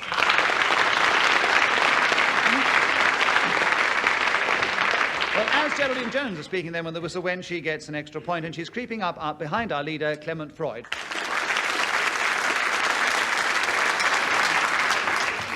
Geraldine, will you begin the next round? The subject is panic. 60 seconds, starting now. I do on occasion make speeches, and I think that it is during these occasions that I feel the... Derek Nimmo, you've challenged. Repetition of occasion. Yes, I'm afraid there was, Geraldine. There are 48 seconds left for panic, Derek, starting now. It was an emotion that this particular deity was supposed to induce, and that was why it was so called. I went to see a play some years ago when a member of this audience was playing this great god, and in fact I was reduced to a tremendous state of panic, because it was played by Kenneth Williams. I remember on the stage in Shaftesbury Avenue, and I saw him leaping around all in green knickers and things, and my goodness, I was frightened. I rose, I leapt out of my seat, I rushed to the door, down the Strand I went quite a long way, and as I got near at the end of the Strand, I said, I can't see Kenneth Williams again ever, and then I turned over the platform this theatre a few months later, and there he was, sitting looking at me again, and my goodness, panic! I shouted, I cried, oh dear, everything's the end, oh I got the end. No. I'm sorry. I let you go on because we loved it. I'm sorry to have exhausted you, Clement. And I know the audience loved it, but a long time ago, Clement Freud challenged, and I think I know why, Clement. Repetition of Strand. Yes, there was far too much Strand in it. You did repeat the Strand. Well, we rushed up and down the... exhaust myself. Loved it, you see. It is a game, after all. But you did repeat the Strand, so Clement takes over the subject with 13 seconds left, starting now. It has been established that panic is something that I am particularly prone to. often when... Geraldine Jones, why do you It has never been established that it is something Clement Freud is prone to. Absolutely. Yes, he may feel it, but it's never been established. So I agree with you, Geraldine, and you take the subject, take the point and the subject of panic with 7 seconds left, starting now. My worst moments of panic are endured when I find myself in the middle of a sentence and I have no idea how it's going to end. I look at the faces... Derek Nimmo, why do you challenge? Deviation. I don't believe that ever happens. Well, this time one could believe it happened. It's not been established. So there are 1 second left for you on panic, Geraldine, starting now. You look at all the faces...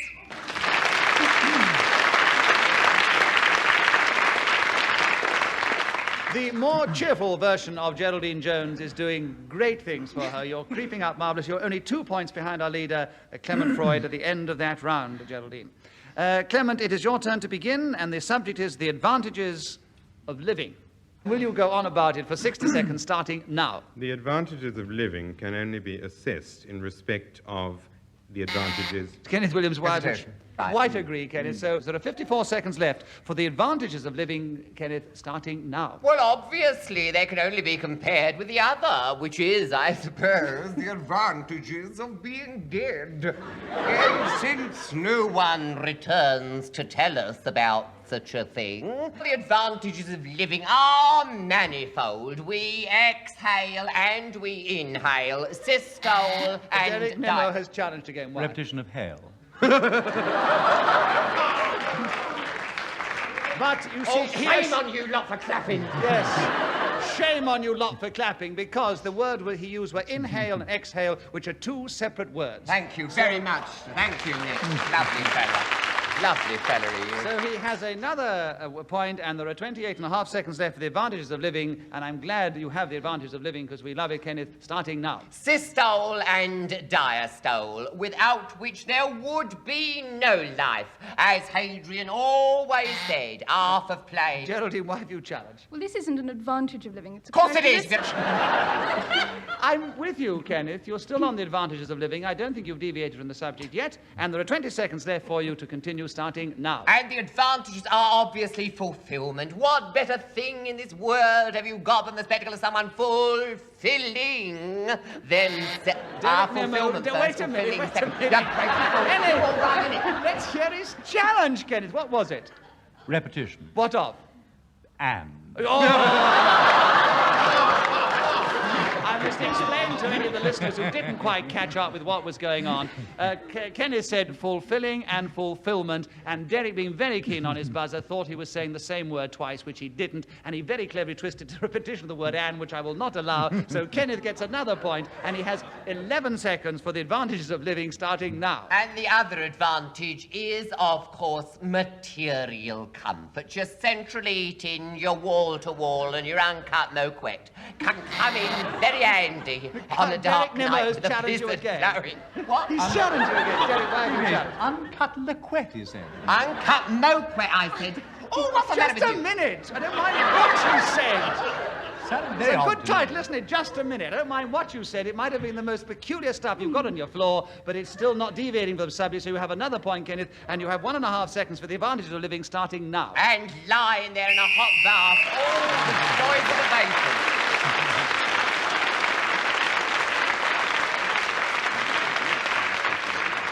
Well, all I can say is that I am glad that Kenneth Williams has the advantages of living and the advantages of abundant life throbbing through his veins to give us such guts and stamina to stand up to all those challenges and come from a mere 6 points up to 12 points at the end of that Oh, does that round. mean I'm in the lead? No, you're still in 3rd place. Honestly, you do that. You egg me on and make me think I'm getting there. I know, but we loved it when you were egged on with the advantages of living. You are getting very close. Oh, who You're am I only, up against, you're only 3 really? points behind our leader, Clement Freud. Only 1 point behind Derek Nimmo. And the next subject is puns, and it's your turn to begin. Kenneth Williams, subject puns, 60 seconds, starting now. One of the best examples of these that I ever read was Charles Lamb's, when he said that an undergraduate accosted a gamekeeper in Oxford High and said, "Is that your own hair?" And the man said, "No, it's a wig." And I thought it was very funny, but I was told an even better one about the editor of Time and Life magazine in... Derek Nimmo, why have you challenged? Well, it wasn't a pun. I don't think it was a pun. Of course it was. The man was carrying a hare in his hand. He said, is that your own hair or is it a wig? Oh, you never stand.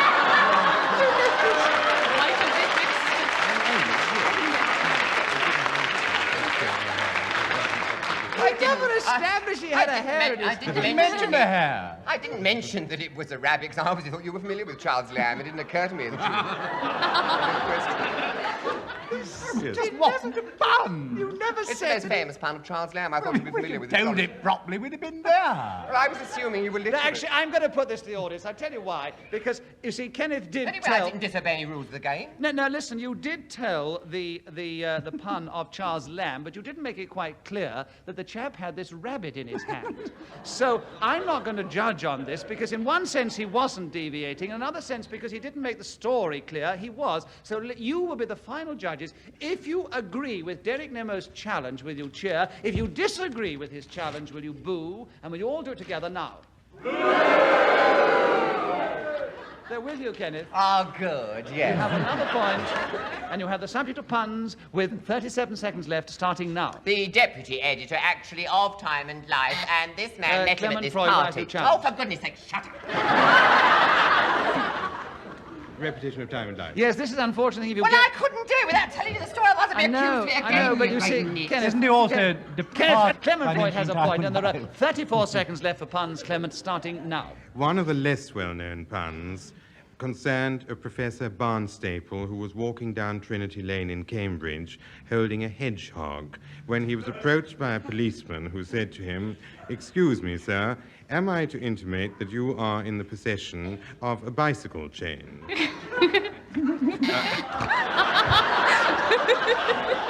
Derek Nimmo, you challenged. Well, hesitation, actually. I should have let Yes, hesitation. Oh, he was barnstorming, honestly. Or hedgehogging his way through. Derek Nimmo, you gain a point, and you have 12 seconds left for puns, starting now. There was a certain lady in Whitechapel High Street who was walking along with a nanny goat. She was approached by a third policeman in the Metropolitan Police Force, and he came over to the lady who had the aforementioned beast. Geraldine Jones, you've challenged. Why? Repetition of lady. Yes, that's right. So he did have more than one lady. So, Geraldine, there's literally half a second for puns, starting now. It's terribly difficult.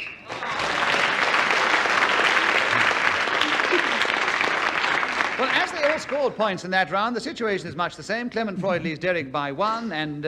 he leads Geraldine by only one, and she leads Kenneth by 2, and he leads Derek by 4. Let's get on with the game, shall we? The subject now is what I'd do on the moon. I say, it's a lovely thought. Derek, it's with you. 60 seconds, starting now. Well, I suppose I should get up in the morning in my little suit and I'd wander around and look at the earth and say how awfully pretty everything looks.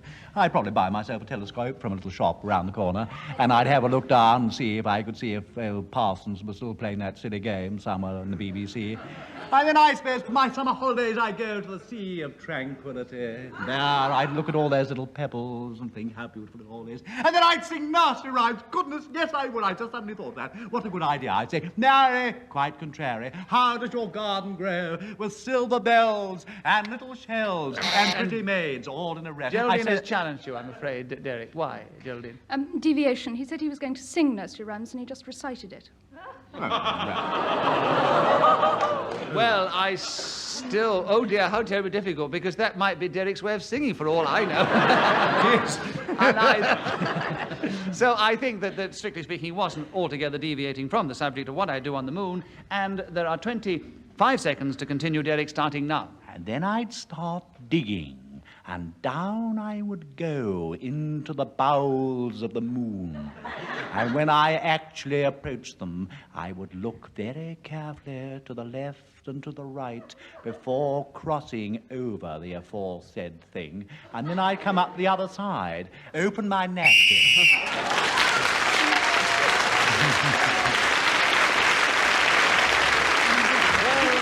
Derek Nimmo has managed to draw up very, very considerably, and he has come into second place alongside Kenneth Williams. They are both equal in second place behind a joint winners again, Geraldine Jones and Clement Freud. Congratulations to the two of them.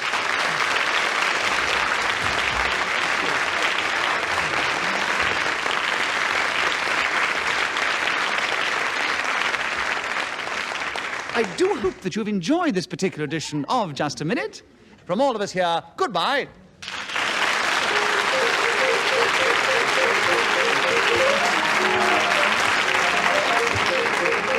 The chairman of Just a Minute was Nicholas Parsons. The program was devised by Ian Messiter and produced by Simon Brett.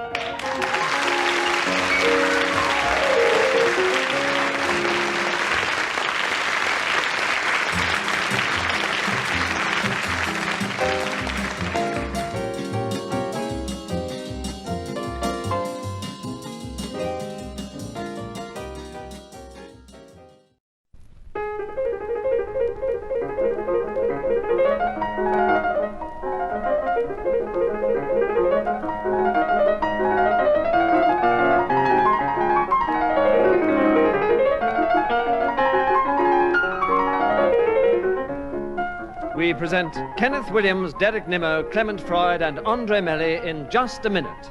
And as the minute waltz fades away, here to tell you about it is our chairman, Nicholas Parsons.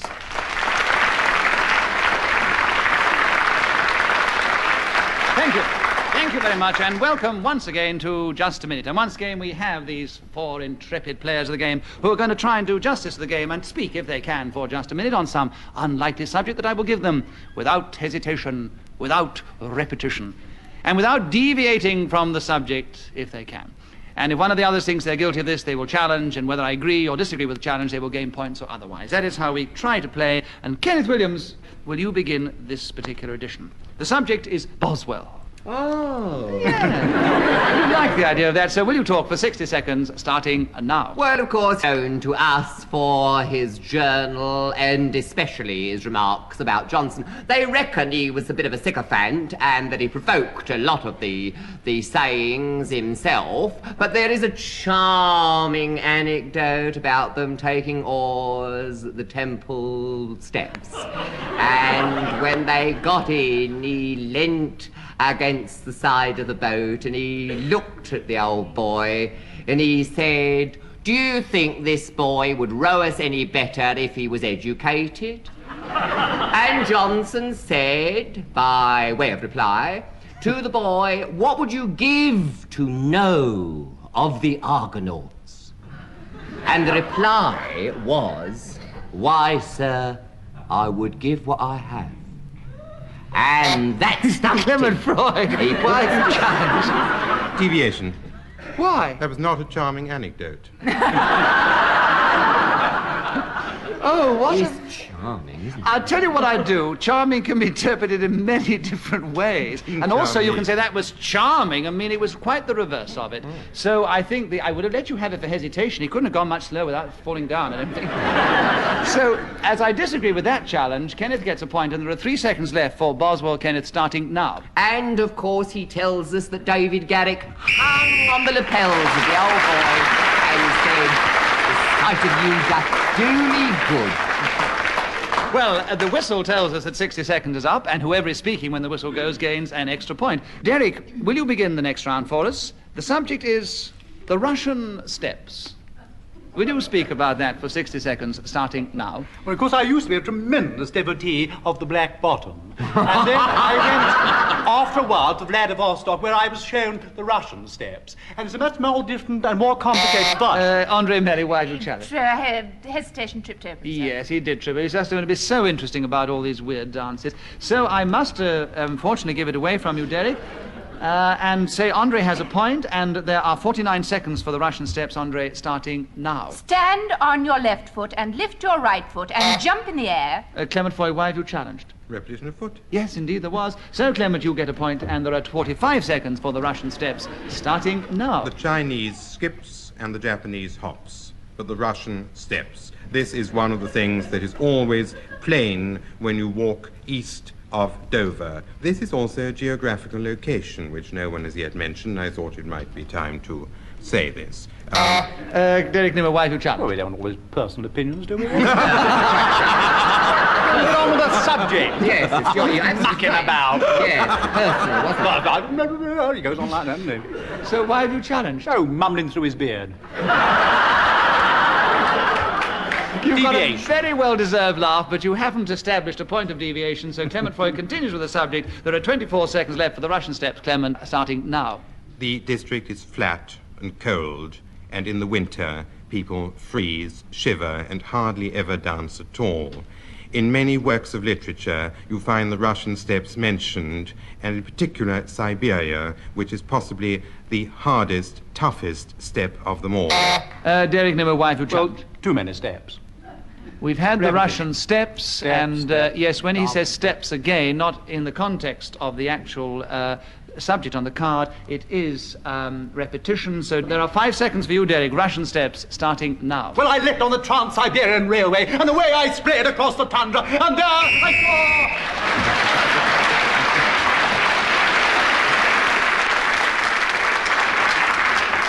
saw... Andree, Melly, will you begin the next round for us? The subject is luck. Quite something you definitely need, I think, if you want to play this game, but will you try and talk about it? 60 seconds, starting now. There are two kinds, the good one and the bad one.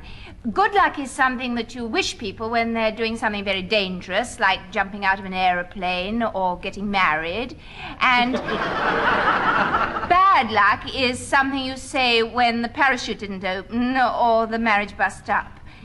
And some people are very superstitious. Derek Nimmo, why are you challenged? Hesitation. Yes, hesitation. Yes, you shouldn't have corrected yourself, Andree. 26 seconds for luck, Derek, starting now. I remember when I was a very young soldier being down on my luck outside Catterick, which is in Yorkshire. I had a most terrible time, really, because I had a knapsack on and a little billy can by my side. And as I came out of the charge, they handed me the most Clement, enormous why are you black cat. Hesitation. Hesitation, I agree, yes. I was in full flood.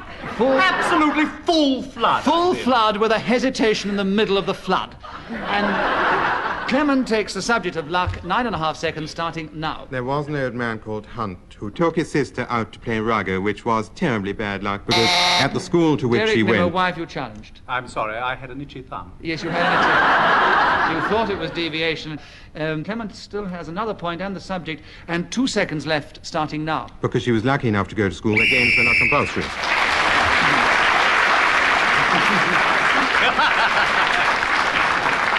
So Clement Freud's clever and able use of words has managed to give him 3 very rapid points and given him the lead at the end of that round. Clement Freud, will you begin the next round for us? The subject is foibles. Will you talk on that for 60 seconds, starting now? One of the few foibles that I have is when walking down Piccadilly on one leg. As I pass Green Park... Derek Nimmo, why have you challenged? Deviation. If you've only got one leg, you hop. You don't walk. You can't walk down... I think that's a very clever challenge that deserves the subject and a point, and there are 47 seconds for foibles, Derek, starting now. I have so many foibles, really. It does give me terrible pleasure to tell you all about them, actually. One is that every Tuesday morning during Lent, I go into the middle of the round pond wearing only a strapless bra and a green hat which is shaped like, a mosquito net. Kenneth Mills, why have you challenged? Deviation. These are eccentricities. They're not foibles. If he goes about... Kenneth, I will give you a bonus point for cleverness and leave the subject Oh, dear. with Derek because it could still be a foible. And 35 seconds left for foibles, Derek, starting now. All sorts of people... Clement Freud challenged. Hesitation. Hesitation, Clement, you get a point and the subject. 34 seconds left. Disgraceful! Foibles. Absolutely, totally disgraceful. Withhold your indignance, sir. Why? One of the longest pauses we've had today. And why was it disgraceful? Well, I just think it was a disgrace, that's all. It's personal opinion. He makes personal opinion. Clement gets a point, and he takes over the subject of foibles. 34 seconds left, starting now. Limping eastwards towards Leicester Square, I have this extraordinary thing about avoiding ladders that are propped up against buildings. There was one day in October 1949 when I was walking, as I've intimated, towards my goal when I passed under such an obstruction and a bucket fell upon my head, ever since which time I have desisted from so doing and now walk towards the northwest of Derek London. Nimmo, why have you challenged? Repetition of walk. Yes, we I had limped more. before. Yes, because I you limped- I actually, limped before. you having established that you were limping, you then said walking, which could have been deviation. But you said walking twice, and Derek gets a point, and there are 6 seconds for foibles, Derek, starting now. There was a young lady called Foible who always sat on the toy board. Whenever she went out, he gave her such a shout. Good. It was very good, wasn't it? I mean, the stanchion was terrible, but it was an marvellous attempt. So, when the whistle went then, Derek was speaking, and he gains that extra point. Kenneth, will you begin the next round for us? The subject following foibles is scruples. Can you talk about that for 60 seconds, starting now? As I understand it, this is the quality of hesitation in making any kind... Derek Nimmo, why do you challenge? Hesitation.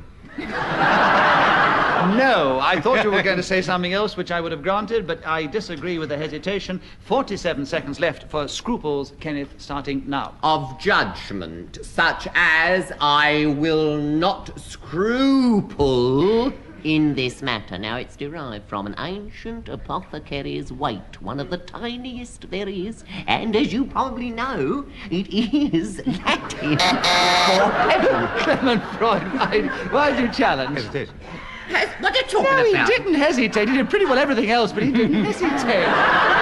He went terribly quiet, and he giggled. No, he never actually hesitated. So, Kenneth, there are 36 seconds for scruples, Kenneth, starting now. And, of course, scrupulosity. Thus, I have not used the word again. Derek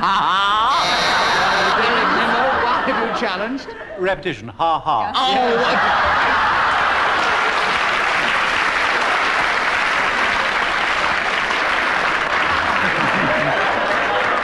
Derek, I agree, you take a point, and there are 27 seconds for scruples, starting now. There was a man who had no scruples, and the funny thing about him was that he always had to limp every came Andree Melly, you have challenged. who was the challenge there? It was Andree Melly challenge. She got in first.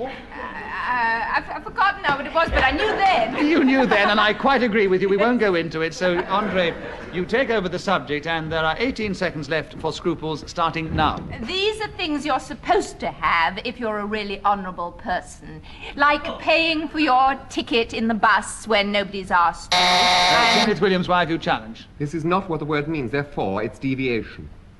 What does it mean, then? What she's talking about is honesty. Yes, but you can have a scruple about being scrupulously honest. You can be scrupulously evil, my dear fellow. I know, and you can be scrupulously honest. Yes, and but she's saying it means paying for your fare, which is being no, honest, which no. it doesn't mean. She said the one. She said it means paying for your fare. Now you can't deny it. You go back on that, and I'll trounce you, sir. I will trounce you. She said that it means paying for your fare, and she is very scrupulous about this. It is one of her scruples that she always pays for her fare. Oh, you should have been a barrister. So Andree Melly gets another point, and there are 10 seconds left, Andree, for scruples, starting now. Of course, you can be scrupulously dishonest. And this means... Kenneth Williams, why have you challenged? Repetition, I've already established that. I just said you can be scrupulously evil. We've had scrupulous already, so you actually... She did it between in the challenge. You challenged for deviation, didn't you? Deviation, didn't you? Yes, no, it wasn't No, deviation. I said repetition. Of I what? just said it. That we've already established it. You can't say repetition. Oh, We've already good gracious. established it. What are you...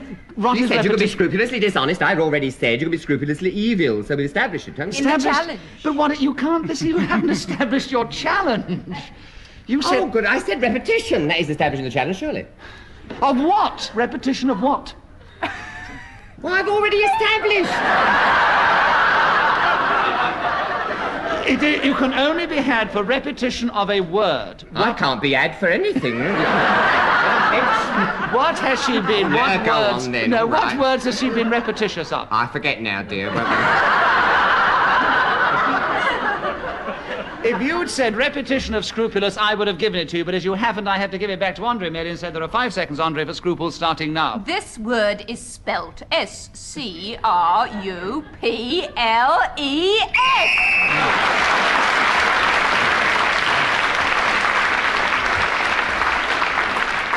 And as Andree and Melly were speaking at the end of that round, she gains an extra point, and I'm delighted we've heard her voice so much because she's got back with her scruples into the game again against the cut and thrust of these three abominable players.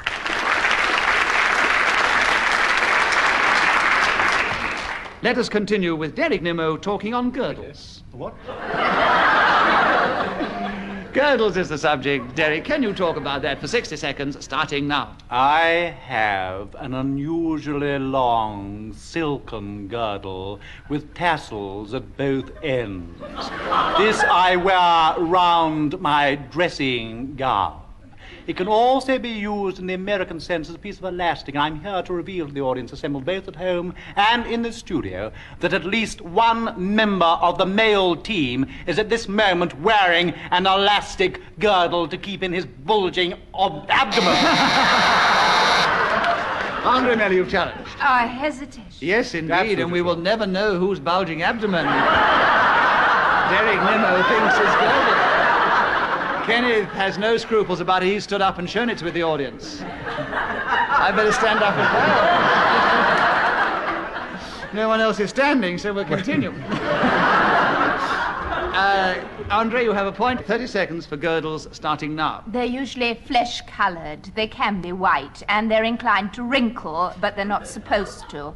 They have small suspenders attached to the bottom of them, usually for... Derek Nimmo, why have you challenged? Deviation. Mine hasn't.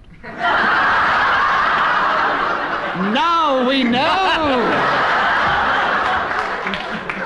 Whether yours has or not is very kind of you to own up, but she was not deviating from the subject, so Andree takes another point, and 19 seconds left, starting now. Some of these garments don't have small suspenders on the bottom. Derek Nimmo, why have you Repetition challenged? of suspenders. Yes, indeed, there was, Derek, so you take over the subject. 15 seconds left, starting now. Of course, I awfully like girdle cakes. They're terribly nice. You put them in front of the fire on a girdle.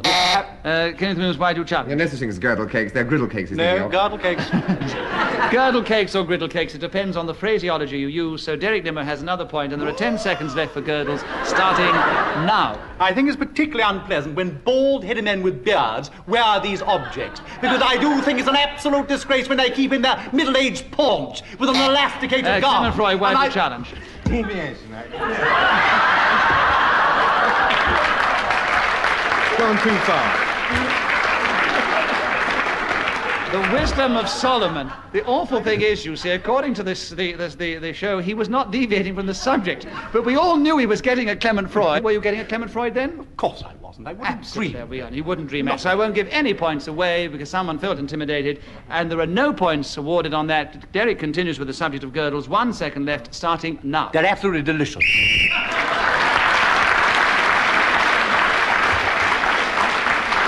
So, as Derek was speaking and gets another point when the whistle goes, he goes a little further into the lead at the end of that round. Andree, Melly, will you begin the next round? The subject is noodles.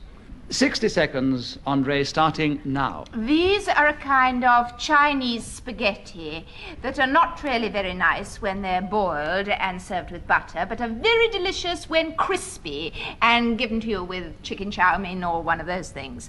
They are made, I imagine, out of Chinese flour and water. Derek Nimmo, why have you challenged? Hesitation. Hesitation, I agree, Derek. So there are 42 seconds left for noodles, Derek, starting now. There are lots of noodles in this world, and I am one of them. I found this out at a very early age. It was pointed out to me by my great aunt Beatrice, who lives in Prestatyn. She turned to me and said, "Derek, you are a noodle." I said, "Thank you very much. Very kind to tell me." And ever since then, I've remembered it, and I go through life with this great cross round my neck with a noodle. What? Clement Freud, why have you challenged? Deviation. Why? You can't have a noodle crossed round your neck. Clement Freud has a point, and there are 20 seconds left for noodles, Clement, starting now. Noodle is to English gastronomy what spaghetti, tagliatelle, cannelloni, and other members of the pasta family are in the Italian cuisine or coccino. And it is a most delectable grocery which you can buy at any good store or even supermarket. You boil it roughly for 12 minutes.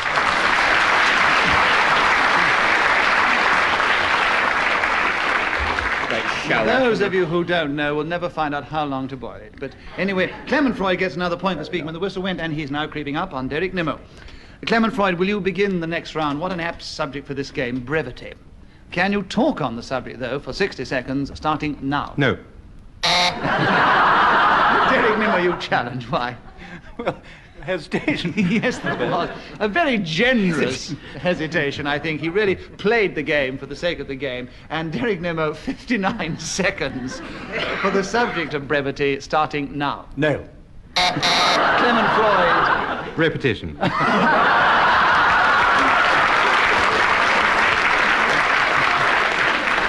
I do love it when they're sporting and throw it back to each other like that. 58 seconds for brevity, Clement, starting now. Brevity is the quality of being brief, which many people have, but I do not possess. In fact, when I am asked to keep to the point, to go on, and to confine myself to a limited period of time, I very often fail and gurgle. Derek Nimmo, why have you challenged? Deviation. Why?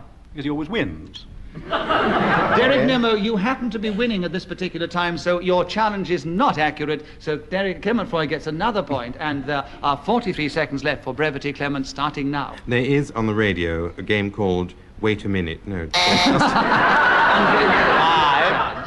Hesitation. Hesitation, yes. 32 seconds left for brevity. Andree, Melly, starting now. This is something that if you want to succeed on this particular game, you have to have an extreme absence of. The Irish haven't very much of it, and I suppose that the nation which practices it the most is Derek Nimmo. Hesitation. Hesitation, yes. I think she was pleased to be helped out. There are 17 seconds for brevity. Derek, starting now. I think to be... Clement Freud, Hesitation. Hesitation, yes. And there are 14 seconds for brevity. Clement, starting now. At school, one used to get exercises in brevity. Derek Nimmo, you have challenged. Hesitation, yes. These two are battling it out. Ding dong, 10 seconds, brevity. Derek, starting now. I always think great brevity should be treated with the utmost severity. That is a little rhyme that I've made up on the subject of brevity, and I hope you enjoyed it. I'm sorry to interrupt you.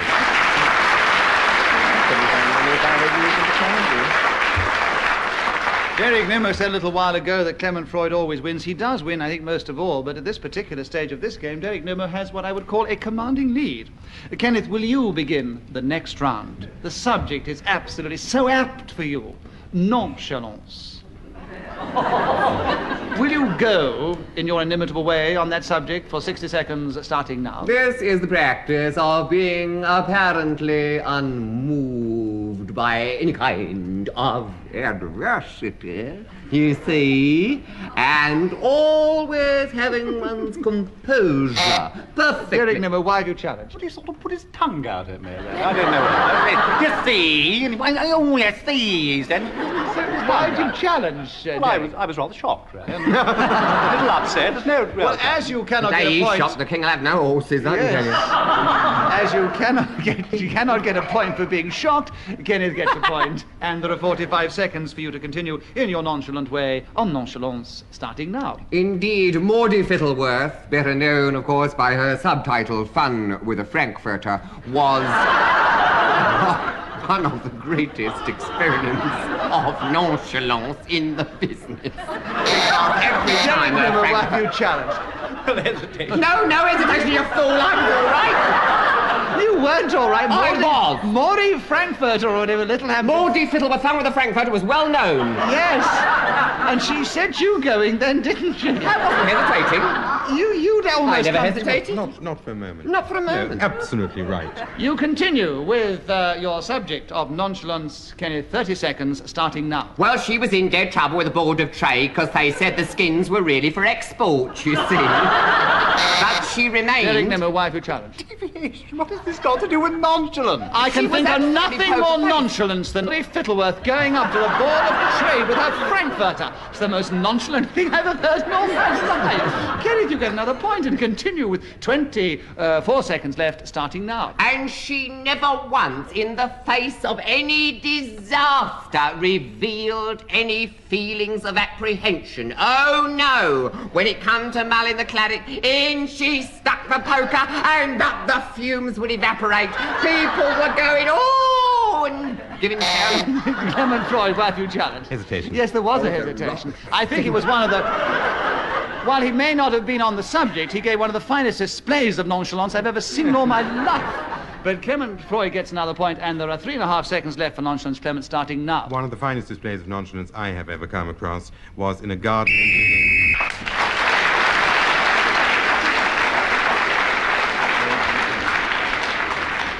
Well, Clement Freud gets the extra point of speaking at the end of that round, and may I give the final score, because that is the end of the show. Kenneth Williams was just in 4th place, only just, Kenneth, behind Andree Melly, who was in 3rd place, a little way behind Clement Freud, and quite a way behind this week's winner, Derek Nimmo.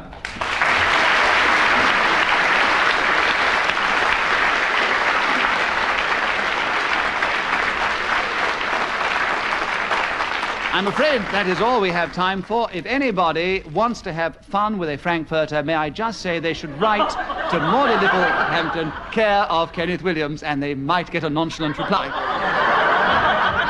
We do hope you've enjoyed this nonchalant game. Goodbye from us all.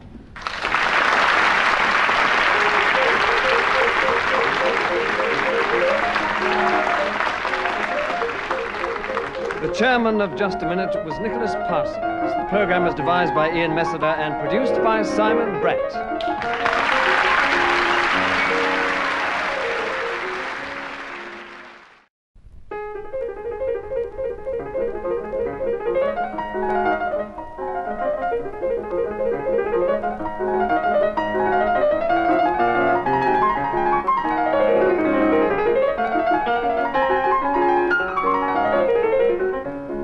We present Kenneth Williams, Derek Nimmo, Clement Freud, and Denise Coffey in Just a Minute. And as the minute was fades away, here to tell you about it is our chairman, Nicholas Parsons.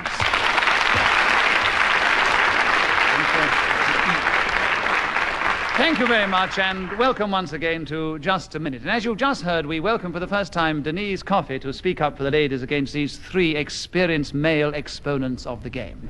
Once again, I'm going to ask them all if they can to speak for just a minute on some unlikely subject without hesitation, without repetition, and without deviating from the subject. If one of the others thinks they're guilty of doing this, they may challenge if I agree with the challenge, or otherwise they will gain points, or otherwise according to which way the decision goes. And Derek Nimmo, we'd like you to begin the first round. The subject is breaking a code. Can you talk for 60 seconds on that, starting now? It's very curious that you should ask me to talk about breaking codes, because it is, in fact, one of the few things that I'm really qualified to talk about, because I spent the whole of my military service in the intelligence corps. Now, the trouble with this really is that I'm bound by the Official Secrecy Act, and because I was in MI8, and although I know absolutely everything about breaking codes, I don't know whether I should really be allowed to talk about it. Now, would you like to put this to the audience?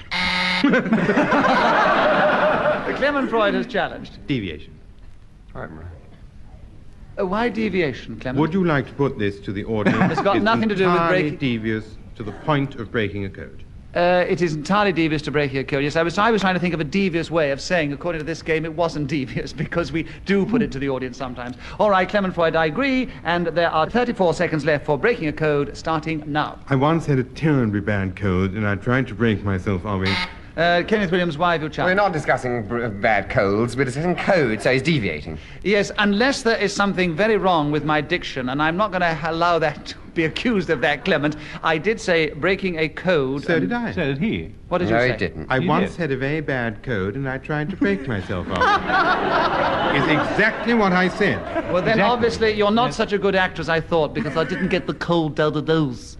So, all right, I see what you mean now. You had to explain it to me. Therefore, I disagree with Kenneth's challenge, and you gain a point, Clement, another point, Clement Freud, and you keep the subject 29 seconds for breaking a code, starting now. It was set by a man who transposed every 4th letter of the alphabet, putting in its place an asterisk or a dash. And this was an impossible thing to solve until one afternoon, walking down Regent Street at dusk.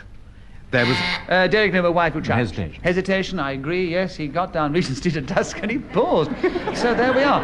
There are 12 seconds left for you, Derek, breaking a code starting Well, now. I used to break my codes on a particular Mediterranean island, and I was there in a small hut along with several other people, and we used to listen to Morse code, and I used to go... Denise, why have you challenged? You just want to say something? No, I don't. What I want to say is repetition of the word code. That's Yes, what I want yes, to say. the actual subject is breaking a code, and he used the word code not in the once, context but of the twice. subject, so therefore Denise has a point, her first point, and there are 3 seconds left for you, Denise, to continue with the subject of breaking a code starting now. A very favourite form of code is the anagram, which was used widely in Elizabethan Wales. When the whistle goes, it tells us that 60 seconds is up, and whoever is speaking at that point gains an extra point. In this occasion, it was the newcomer to the show, Denise Coffey, who now has the lead alongside Clement Freud. They both have 2. Derek has 1. Kenneth has yet to score, but we know he's probably got great things in store for us.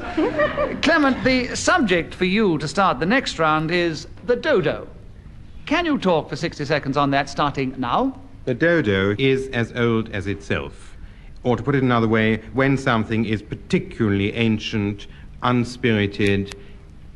Derek Nimmo, you challenged. Hesitation, I agree, Derek. So you take over the subject, and gaining another point. 47 seconds for the dodo, starting now. Particularly fine bird, rather like a pelican, really, that used to be found in Mauritius, but is now extinct because it was shot to death, unfortunately. Though you can see... Kenneth Williams, why do you challenge? Deviation, it was never established that the dodo was shot to death.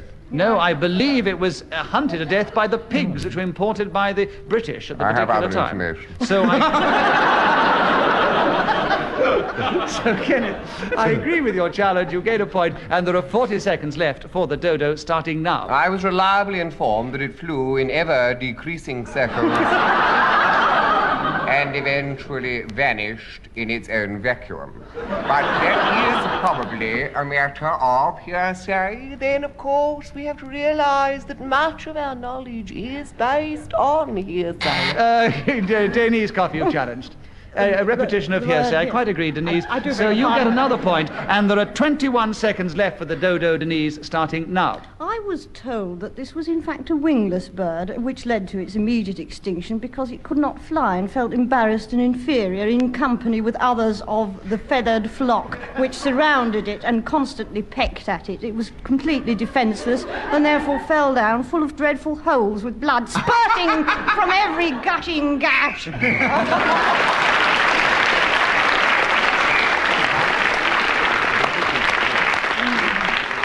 Once again, our newcomer, Denise, with her spurting, gushing spouts of knowledge, was speaking when the whistle went and gains an extra point. She now has a lead over all the others at the end of that round. Kenneth Williams, will you begin the next round for us? The subject is being made up for a film. Can you talk about that? I'm sure you can very easily. 60 seconds will do, starting now. It usually takes place very early in the morning, and one is certainly not in the mood for cosmetics, but that is what is applied to one's face. And they lay you out on this slab. I use the term Derek advisedly Nimmo has because challenged you, I'm afraid. Why are you challenged? Lay you out on a slab. the last film I did, I was done all over with this wet wipe, so I had to be on the slab. So shut your mouth! Kenneth, I'm completely on your side. You don't need to defend yourself with such gusto as that, because you've got another point, and there are 42 seconds for being made up for a film starting now. Firstly, they use a foundation cream, which then makes the skin nicely pliable. Makeup, which is then... Freud, why have you challenged? Hesitation. Well, as I couldn't hear what he was talking about, I don't know.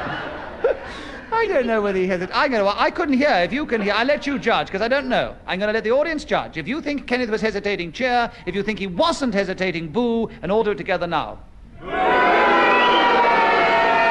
They're cheering, so they thought you were hesitating.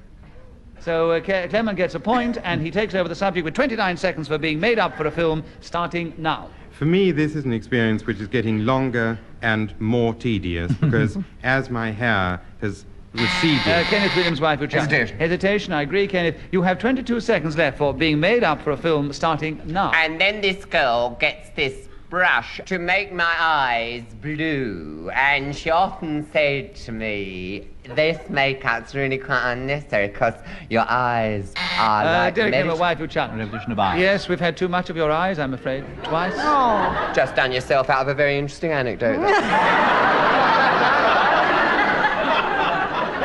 It's a lovely way of getting out of it, isn't it, Kenneth? But Derek gets a point, and there are 8 seconds left for being made up for a film, Derek, starting now. Well, unlike Kenneth Williams, I'm only made up from the neck up. When I sit down in the chair, they put a lovely thing round my neck, and there I sit there with brown put all over me, and my hair's curled.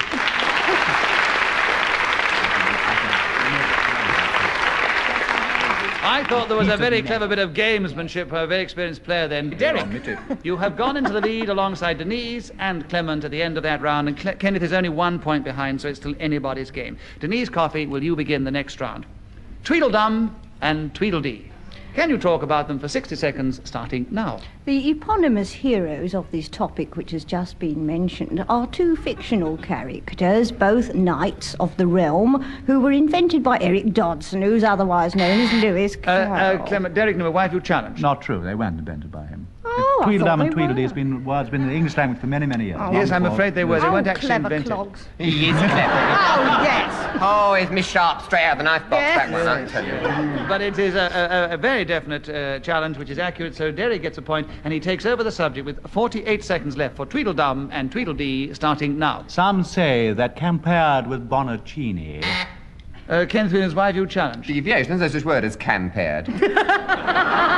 Unless it's a form of comparing you to speciality. I must say, wouldn't surprise me. Yes, well, don't talk yourself out of a point. Multitude, Kenneth, don't talk yourself out of a point. Oh, sorry. No, I'll give you a point for that because he meant compared, and I agree that was deviation. So there are 44.5 seconds left for Tweedledum and Tweedledee, Kenneth, starting now. They are the names given to two mythical characters who consist largely of a load of old codswallop. And that is all I really have to say on the subject. So Clement Freud challenged you.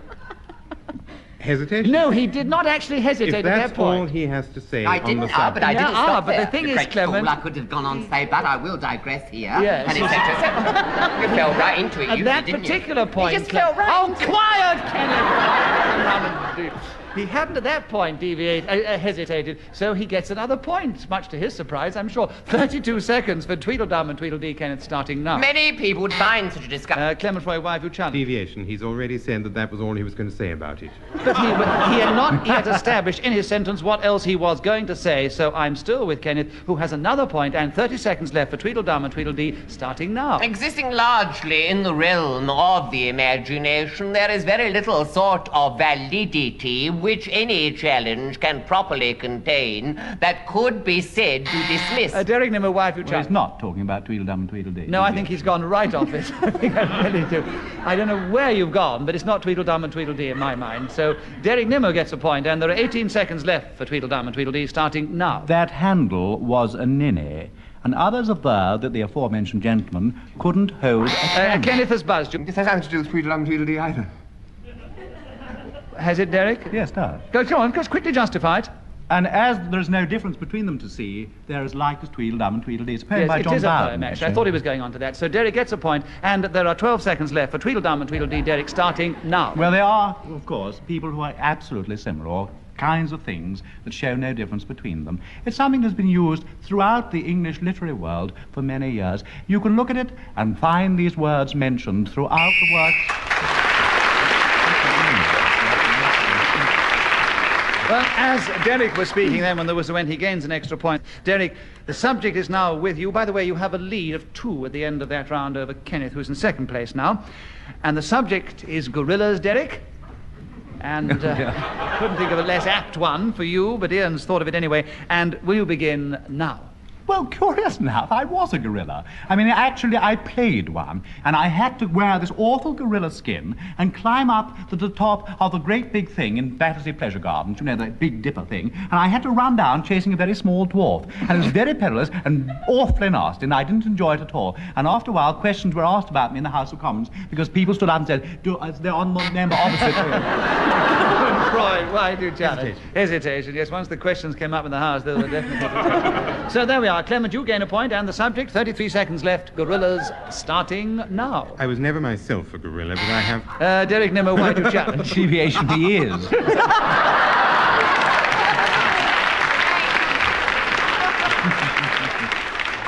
I've never given bonus points for funniness, but that's about all I could do. I think all I should say is a very funny line, and no points awarded, but Clement keeps the subject. 30 seconds left, Clement, starting now. But often I see these animals at the zoo, and they do smell quite appalling. It's an astonishing thing, because I'm fond of animals, and I like going to the zoological gardens in Whipsnade, as well as those in Regent's Park. And when I go to the monkey houses, the ape huts, and even the chimpanzee cages, the astonishing odour. Kenneth Williams, wife who challenged. A repetition, he did say astonishing before. No, he said Yes, amazing he smell. Okay. 9 seconds left for you, Clement, still on gorillas, starting now. The name is also given to patriots who fight, men who come into their... Kenneth Williams, why do you challenge? It isn't. Well, you see, we go by the sound, and people Well, you can't make gorilla sound like gorilla. Well, I'm afraid, you see, Well, you though... just did. I Don't laugh, you're just helping them. No, actually, if you were pronouncing correctly, you should talk about a gorilla instead of a gorilla. Precisely. But people... Thank you. You've done it. You've answered it then. They don't sound the same, do But they, I'm dear? afraid people, being very colloquial in their speech, especially in this country, Well, we're they not concerned always with people say... or their colloquialism. We're concerned with what's correct. And we are also concerned in this game with how a thing sounds to the ear, and most people, when they talk about... Well, I don't like the way things are going. I don't like it. Seems to me you're giving all the judgments his way. He always wins. Every week is the same. I'm fed up with it. You always forget when I give the judgments your way. Oh, shut up. Let's get on with it. The subject is gorillas. It's the way you hear it spoken. There are 6 seconds left for Clement Freud to continue, starting now. In the African forest, there are notices posted up on palm... Kenneth Williams, why... There are no notices in the African forest posted up. It's There all are lies. notices in the They just put in African a load forest. of lies. I should have the subject back. Notices.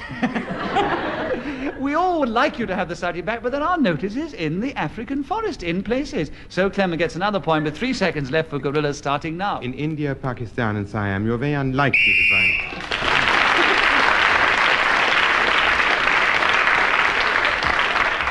Kenneth, you tried very hard. I'm sorry you didn't win any points. All that happened is that Clement gets a number of points into that round, and he has sneaked his way into the lead from third place into first.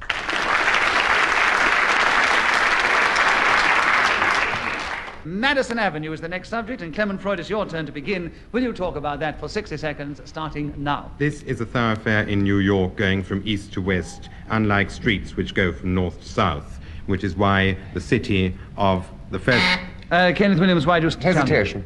Yes, I think there was a Yes, hesitation. I I think he was hesitated. working out whether he was accurate in saying No, east to I was west quite and right. north and south. Anyway, there are 50 seconds for you to talk about Madison Avenue, Kenneth, starting now. The Madison Avenue I am most familiar with is, of course, in Birmingham. And when I played it with a marvelous production, I might add, of Peter Pan, I don't wish to sound as though I'm pushing myself, but I was superb as slightly a wonderful character, and I may say I was following in the footsteps of Denise very Coffey has challenged you. Why, Denise? I'm afraid we've left Madison Avenue. Well, he was established, deviation. however imagined it may be, that he was on. in Madison Avenue, Birmingham, giving this strange but superb performance that he thinks was out of this world. So Kenneth gets another point, and he continues for 29 seconds on Madison Avenue, starting now. And at number 10, in that road, there lived... Clement Freud, why have you challenged? Deviation, it's an avenue. Oh, yes, that's a very clever challenge. Wait a minute. Of course, that's rubbish. Watling Street was a road. No. All these things are Yes, roads. they are basically roads, so Of I will course get they are. Quiet, Kenneth. Well, it does make me wild, Nick. He's just been picking on me. You just said in this particular round how absolutely marvellous and gentle and composed you were. Clement Freud will get a bonus point for cleverness on that, but you keep the subject, because you weren't Good. actually deviating from it. Madison Avenue, Kenneth, starting now. The residence there which I was most familiar with belonged, of course, to Maudie Fittleworth, fun with a Frankfurter. Oh, the times we had in her presence. And the gaiety plastic birds come out the chimney. Oh, the laughter. Nimmo, you challenge what? Well, we're always having Maudie Fiddleworth with a Frankfurter. we get no one? No Maudie Fiddleworth and a Frankfurter shoved down our throat all the time. We don't want to know about Maudie Fiddleworth. In my right, and on the blue corner, Derek Nimmo, and on my left, in the red corner, Kenneth Williams. And I say there was no contest there. Well, we enjoyed that little battle. They didn't actually, listeners, get to actual fisticuffs, you know, to grips with it. But we did have quite an argument about Maudie Fittleworth and her Frankfurters.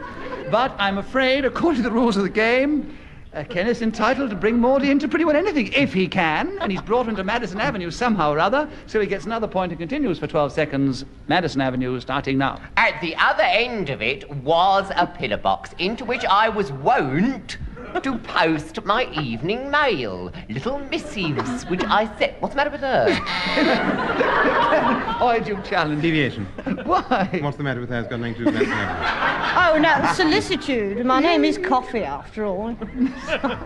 Well, actually, you know, to be utterly fair, Kenneth, that is quite true, you see. Oh, yes, you should keep going. So I agree with Clement Freud. By the way, listeners, Denise Coffey was having a cough, and that's what made Kenneth say the remark. But Clement Freud's challenge was correct, so he gets a point, and there's only 1 second left, Clement, for Madison Avenue, starting now. The American Advertising Industry. So, Kenneth, you see, it does pay to keep going. Another 2 seconds, you'll have got an What a extra shame. point. All What that happens is that gallantry. Clement has extended his unwitnessed. lead at the end of that round. Denise Coffey, will you begin the next round? Tranquility. Can you speak about that for 60 seconds, starting now? Tranquility was an obscure Irish philosopher whose works have mainly been lost to us because he wrote mainly for illiterates, and therefore all his books were contained only blank pages. Denise Coffey, you've challenged yourself. I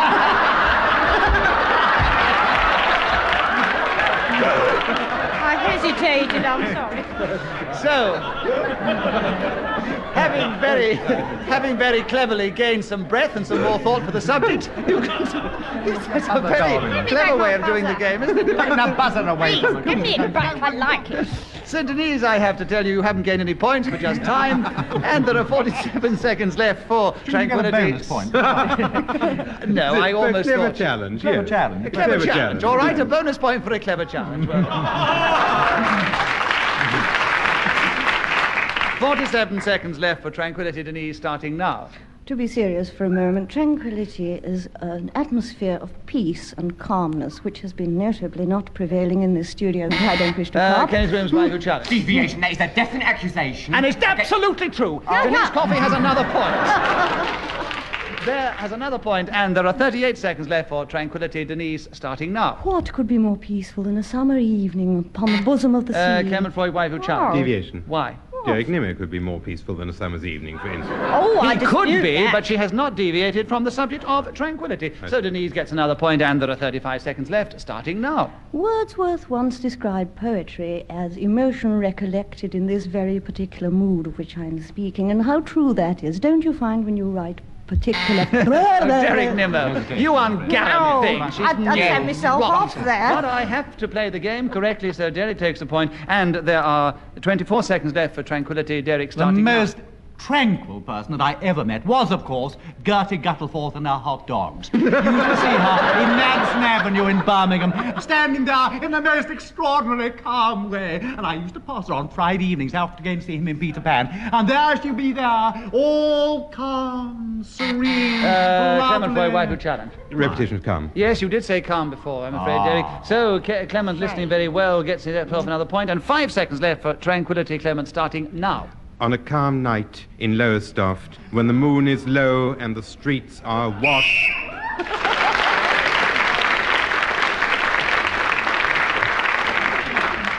Clement Freud was speaking then when the whistle went, so he gains that extra point and increases lead just a little over Kenneth Williams, who's still in second place. And we continue with Derek Nimmo, and the subject is faux pas. Can you talk about that for 60 seconds, starting now? One of the worst faux pas that I've ever met was quite recently, actually, when I went to a public house near this very theatre with Mr. Clement Freud one night after this show. A man came up to the bearded one and said, "I think we've not seen each other for a long time," slapped him on his old back and wandered off again. Freud said, "I've never seen a man in my life before." Well, soon after that, I said to him, "You know, the most extraordinary thing happened to me the other day. I was sitting in a BBC restaurant, and incredible woman came over, kissed me full on the mouth, and said all sorts of things which I didn't understand, and then she wandered away again. Quite extraordinary. And Freud said that... Kenneth's wife, you challenge. The repetition of wandered away. The man wandered away, the woman wandered yes, away. Everyone's there's been wandering rather away a lot from of him, wandering. So I'd say he's got you'll be... BO or something. Anyway, Kenneth, your intelligent listening has gained you a point and the subject with 24 seconds left. Faux pas starting now. The faux pas which I once made was appalling, because at this dinner party I said, how dreadful for someone very young to marry someone really old, and the dinner party was being given by a man of 60. Derek Nimmo, wife you challenge. And his wife was only yes, 16. there we are. There's a repetition of dinner party. Unfortunate. So, Derek, you get a point and the subject, and there are 6 seconds left for faux pas starting now. The aforementioned fellow said that was no woman, that was my wife. And in fact, it was Clement Freud's wife.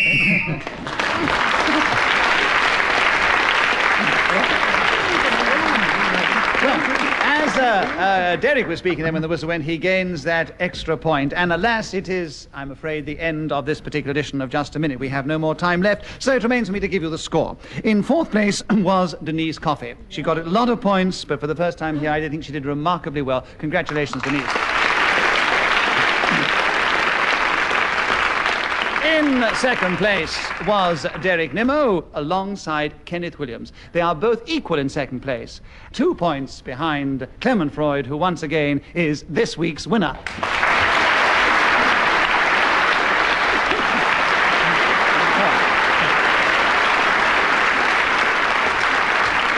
We do hope you've enjoyed this particular edition of Just a Minute as much as we've enjoyed playing it to you. Until we all meet again, goodbye from us all here. Goodbye.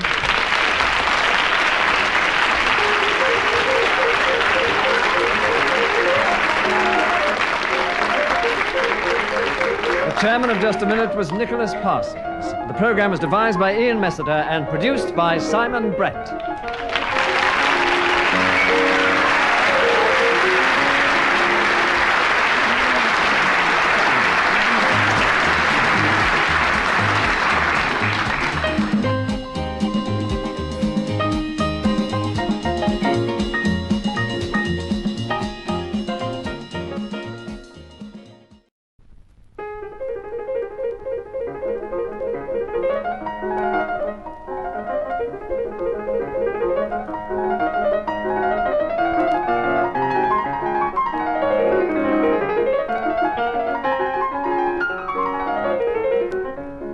We present Kenneth Williams, Derek Nimmo, Clement Freud, and Geraldine Jones in Just a Minute. And as the minute waltz fades away, here to tell you about it is our chairman, Nicholas Parsons. Thank you. Thank you very much indeed, and welcome once again to Just a Minute. And once again, it's my pleasure to tell you that these 4 are going to try and speak for just a minute, if they can, on some unlikely subject that I will give them without hesitation, without repetition, and without deviating from the subject if they can. And if one of the others thinks they're guilty of doing this, they will challenge by pressing their buzzer, and if I agree with the challenge or disagree, they will gain points or give them away, as the case may be. So let us begin this week with Kenneth Williams. Kenneth, a delightful subject for you. Romulus and Remus. Can you speak for 60 seconds about those two, starting now? Well, I'm not an expert on your actual Roman mythology, but these two, I think, were brothers who were suckled by a she-wolf. And then they had a most terrible row, and one slew the other, and then he went to the Sabine women, and they had this rape. Now, the idea was because he had no women. That was the idea, so you say, oh, Derek Nimmo, you challenge. Why? Repetition of idea. Yes, as I agree with the challenge, Derek, you gain a point, and you take over the subject, and there are 30 seconds left for Romulus and Remus, starting now. Well, when Romulus and Remus wanted to decide on which hill to build the new city, they went one to the Aventine Hill and one to the Palatine Hill. Clement Freud, you challenge. Why? Repetition of hills. Yes, alas there was. It was getting so interesting too. Clement Freud, I agree with the challenge, so you gain a point and you take over the subject with 22 seconds left for Romulus and Remus, starting now. The mother of Romulus and Remus was possibly the first woman to have taken a fertility drug, which is why these two were twins and not brothers, as has been previously mentioned. They built the city of Rome on a number of geographical protrusions. Geraldine Jones, you have challenged. Why?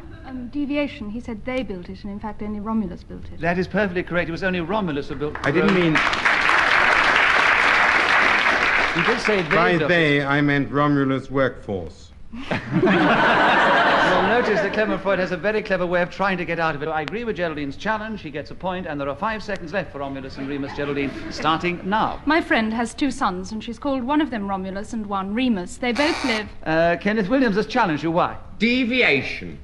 Well, now, this is about Romulus, it's not about her friends and these things. Well, Kenneth, you see, it's She's perfectly... just dragging in a lot of private reminiscing. Kenneth, I think you're being very clever, just getting in before the whistle goes at 60 seconds, because the subject is Romulus and Remus, and it is perfectly possible that someone could christen their 2 sons Romulus and Remus, so Geraldine has another point, and she has half a second left for Romulus and Remus, starting now. They both absolutely... That whistle tells us that 60 seconds is up, and whoever is speaking at that particular moment gets another point. In this case, it was Geraldine Jones, so she has a commanding lead at the end of that round. Clement Freud, will you begin the next round? The subject is famous last words. 60 seconds on that, starting now. Perhaps the most famous last words are, "This is the first time I've ever played Russian roulette." But there are... But during the war, there were a number of occasions when people looked into the sky and said, "Is that really a bomb?" Or, "I had no idea this gun was loaded," which must also count. My favorite last words written on the tombstone of a head waiter were, "God finally caught his eye," which seems to me to express very well a job... Geraldine Jones, you've challenged. Hesitation. Hesitation. Well, you might hesitate after that last remark in this case. So, Geraldine, I agree with the challenge, and you take a point and the subject. 23 seconds left. Famous last words, starting now. The thing about famous last words is that usually they're invented after someone great has died by someone else, as, for example, the best, which is, "I was in the right," as you end up in the middle of a... Derek Nimmo, why do you challenge? Hesitation.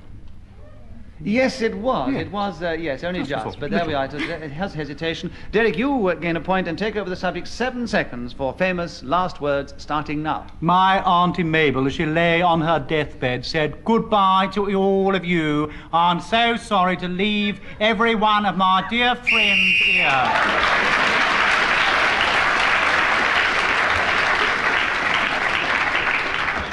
But at the end of that round, Geraldine still has a lead of 2 over all the others. Geraldine, will you begin the next round for us? The subject is my opinion. Can you tell us in gay, extravagant terms all about your opinion for 60 seconds, starting now? This is without doubt the nicest subject I've ever had, because whatever I do, I can't be buzzed for deviation, since everything I'm going to say is my opinion. Ian Messiter's orange shirt suits his complexion far better than his purple one. Every single week, Kenneth Williams eclipses us all. I think Paradise Lost is the most awful poem in the English language. When you sit opposite people in trains, I wish they'd smile at you automatically and not leave you staring like a stuffed duck. It's absolutely appalling that we have to spend so much time reading boring newspapers, and I should be very happy if I never heard anything at all of what was going on in the world as a whole. I think that this theatre is particularly ugly, although I like the way it's filled with nice, smiling people who laugh. Derek Nimmo, why have you challenged? Deviation. Repetition of smiling. Utterly ungallant. We were loving every minute of it. Geraldine gets another point, and there are 20 seconds left for my opinion, Geraldine, starting now. I like to eat, and I love doing absolutely nothing at all. I think it's a great pity that people feel the need to do things and can't just sit looking idly into space, not even bothering their heads with boring things like how much... Derek Nimmo, you've challenged. Repetition of boring. Yes, you did say boring once before, Geraldine. So there we are. Derek gets a point and takes over the subject with 8 seconds left for my opinion, starting now. In my opinion, there's nothing nicer in the whole wide world than to go to San Francisco on a Tuesday morning in Lent, and there to stand on the bridge and look...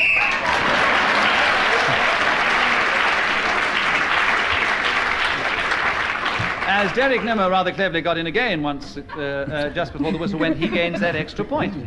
And so we come back to you, Kenneth. Will you speak on hesitation for 60 seconds, starting now? This usually occurs when there is difficulty on the part of the speaker in finding the right word for the particular situation, or it could be caused by the machinery of the brain lacking synchronization with the process of articulation. He who hesitates, Shakespeare says, is lost. Arnold says we falter on the threshold of this life. Now both indicate, therefore, that a positive action is the only one of which you will find a universal kind of approval in the shape of a great manner. Derek Nimmo has managed to challenge you. Why? Could we have an interpreter?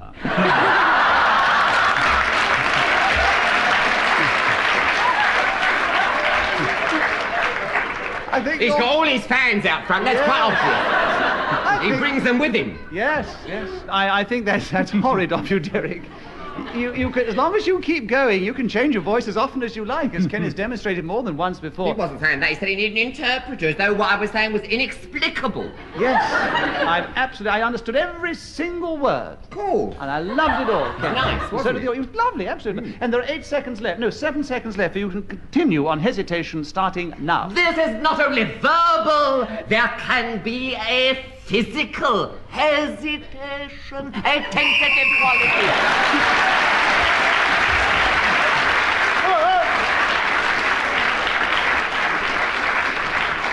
Well, Kenneth deserves that round of applause because he not only started with the subject, but he also finished with it. And sometimes I think, having been on the panel once, it's more difficult to start again after you've been interrupted than to go for a That full is 60. true. Yes. That is true. That is true. You lose your intellectual flow. Yes. Yes, and I've lost her once or twice before.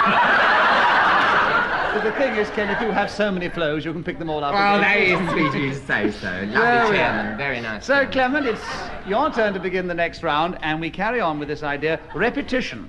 So can you talk for just a minute on repetition, starting now? Repetition means repeating what you have already said, speaking again a sentence which you have previously uttered, or saying once more something which has already come from your mouth.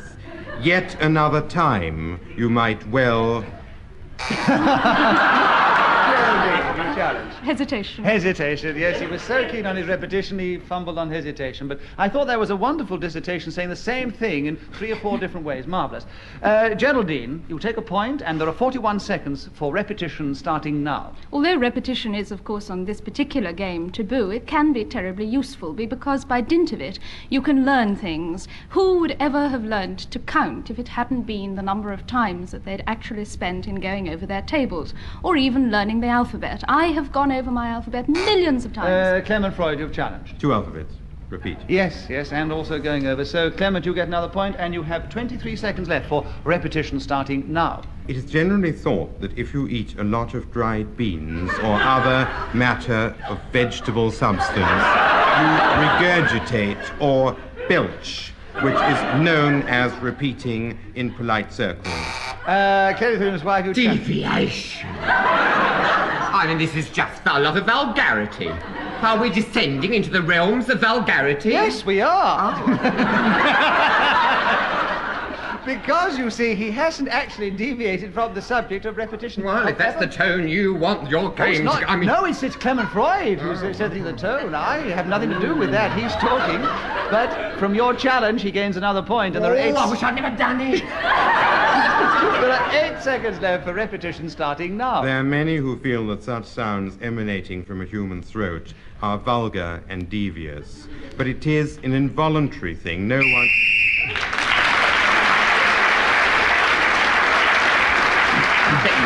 And once again, somebody started with the subject and, in spite of interruptions, finished with it. Clement Freud, who now is equal in the lead with Derek Nimmo at the end of that round.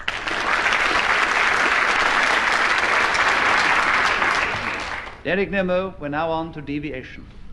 And you've all done so well on the subjects which this game is concerned with. Can you speak about that for 60 seconds, starting now? Deviation is the last named article that we can be challenged for in this game. And I would like to say that I think it is very difficult indeed to do this, really. But you have to apply yourself very carefully. As Shakespeare did not say, he who deviates is lost when writing to Mr. W.H. And it's a very good thing he didn't say that, actually. Could have been very devious if he had, when you come to think about it, rather. Clement, why have you challenged? Deviation from his former accent. Yes, well, that was true, but he hasn't deviated from the subject on the card, has he? So he's still on deviation, and there are 26 seconds left for the subject, Derek, starting now. It is sometimes, of course, taken in the sexual sense, which is rather very unpleasant. Because what we do not want on this program is rudery of any kind. It has been shown so many times by the people opposite. Kenneth, why have you challenged? This is very positive indeed. It's nothing to do with deviation. What did you say? What he's doing now is advocating an absolutely positive policy. It has nothing to do with deviation. I am deviating from the subject, so therefore it is deviation. You can't challenge it as deviation. Derek, you have helped me out of a dilemma by admitting that you've deviated from the subject. Kenneth Williams gets a point, and he takes over the subject. With 15 seconds left for deviation, starting now. I know nothing about this subject. I really feel... Derek Nimmo, why have you challenged? Out of his own lips he is condemned. Yes, but he can still know nothing about it, but manage to speak for 60 seconds or less on it. So he gets another point, and there are 11 seconds left in this case for deviation, Kenneth, starting now. To stray, so to speak, from the straight and narrow, something I never do.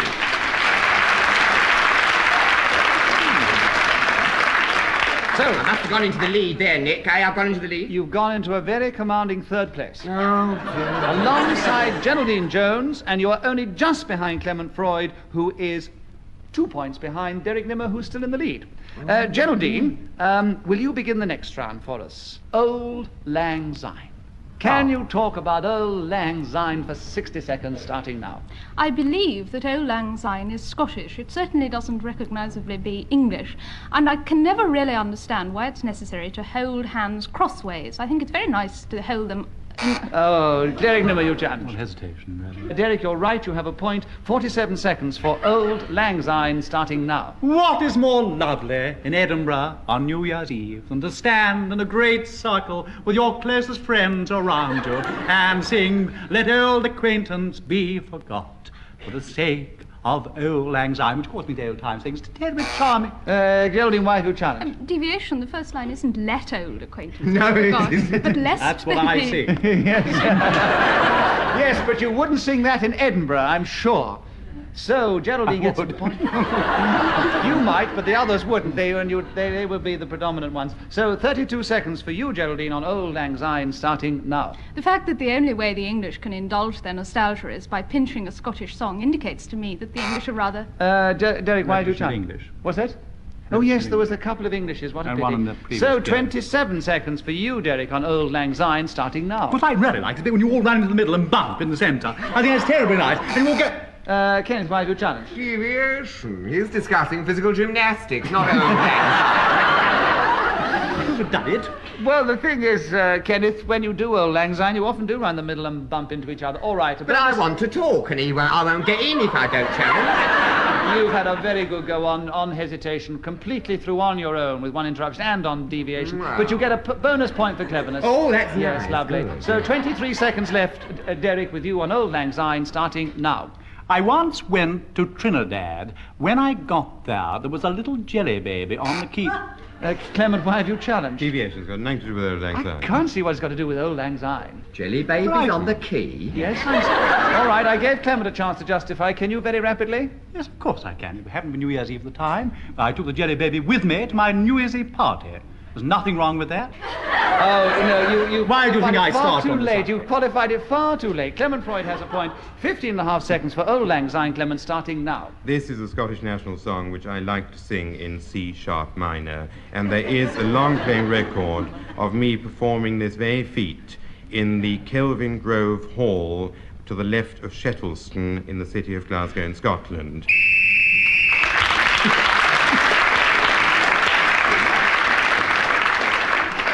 It depends which way you're looking. It could be to the right of Shettleston. I was drunk. So anyway, as you were speaking, Clement, when the whistle went, you gain an extra point, but you're still 2 points behind Derek Nimmo, who is still in the lead. Clement, will you begin the next round? The subject is gags. Can you talk about gags for 60 seconds, starting now? Who was that lady I saw you with last night? That wasn't. It was... He can't remember the oldest gag in I the couldn't business. repeat lady. Can't repeat it. Oh, of course, yes, of course. So, Kenneth, you challenged. Well, I show no hesitation. Oh, yes, indeed, you're absolutely right, yes. And you take up the subject of gags. And no doubt about it. So, there are 47 seconds left for gags. Kenneth, starting now. These can, of course, refer to obstructions which are placed deliberately into people's mouths, or it can refer to a kind of Geraldine, humorous... why have you challenged? Repetition of refer. Yes, she did say She's refer. very sharp, isn't she? And now there are 40 seconds left for gags. Geraldine, with you, starting now. Gags is a wonderfully expressive word for a rather bad joke because the word itself has a sort of... Kenneth Williams, you've challenged. Deviation. It's never been established that gags means a rather bad joke. No, they can be good jokes That as can be well. extremely Yes. good. So, Kenneth, you take over the subject with 34 seconds left. Gags starting now. The best one I ever heard was when this fellow came on and said, I got a pound of meat at Covent Garden for only fourpence. He said mutton. He said no, it was rotten. And it always makes me laugh. And it's a marvellous gag. But of course, Geraldine Jones probably wouldn't agree with me. There you see she establishes that her humour is on a much Geraldine, why higher have you plane. challenged? Well, deviation, much as I like being talked about, it's not relevant to gags. Well, I think it is, because you've just been talking about gags. It was arising out of what you said that Kenneth's now going on about it. So Can I Kenneth have a gets point another for point. cleverness? Because I've never had one.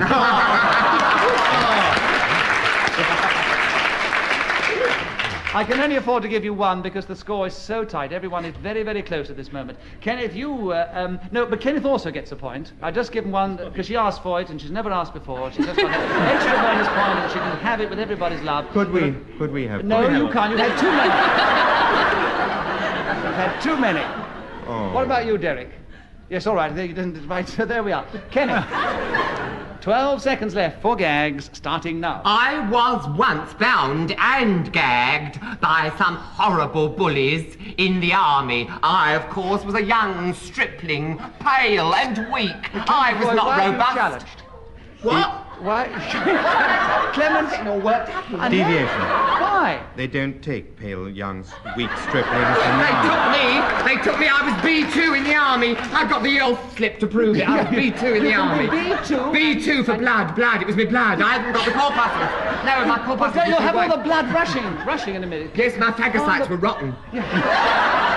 Well, calm your phagocytes, your blood, and whatever else you I've have. got tired hormones, Nick. They are very tired. They're dragging round my ankles, love. Before you lay your medical history... What? I said before you lay your medical history bare before this audience and all the listeners as well. Do I win the challenge or does he win? You don't win it. I'm awarding it to you. Oh, thank you.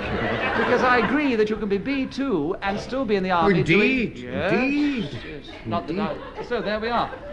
2 seconds for gags. No, 1 second for gags. Kenneth, starting now. Oh, well, would that I had one in my...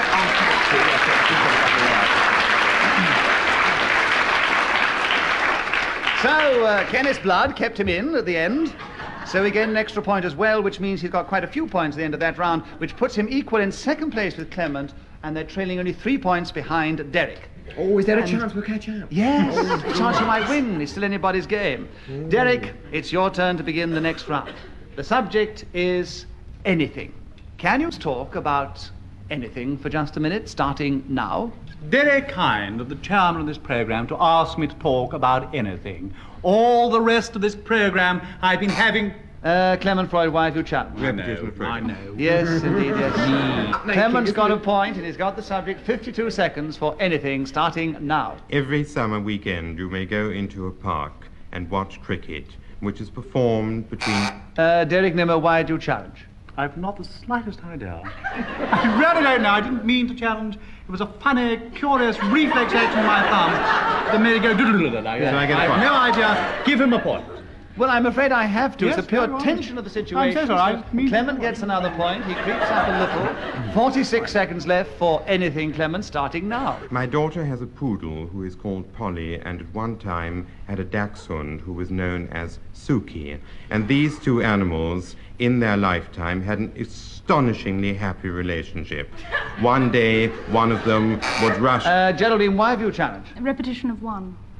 One day, one. One day, Yes, one of one them. day. I'm afraid at this particular game they're all being very sharp and keen, so I have to give it on small words like that. Geraldine, you get a point and the subject. 21 seconds for anything, starting now. I have always lived on the assumption that anything is better than nothing. In other words, if someone comes to me and says, either you can have a pound of sweets or you can have nothing, then of course I would take the...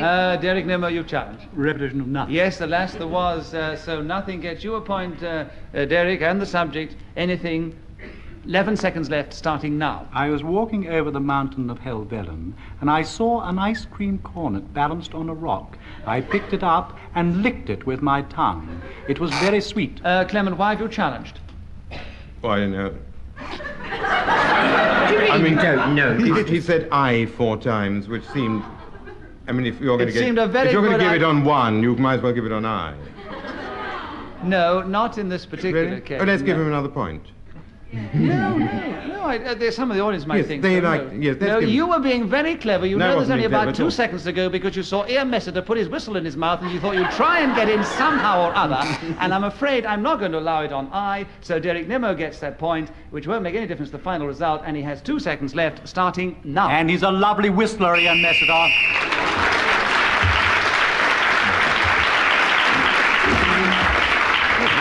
So, well tried everybody in the last round, but the final result is as it was at the end of the previous round. Geraldine Jones was in 4th place, only 1 point behind Kenneth Williams. Kenneth was in 3rd place, 2 points behind Clement Freud, and Clement was 4 points behind this week's winner, Derek Nimmo.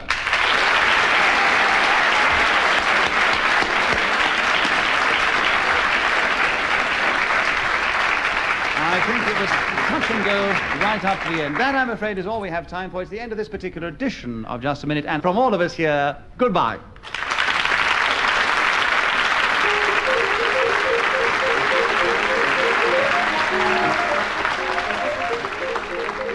The chairman of Just a Minute was Nicholas Parsons. The program was devised by Ian Messiter and produced by Simon Brett.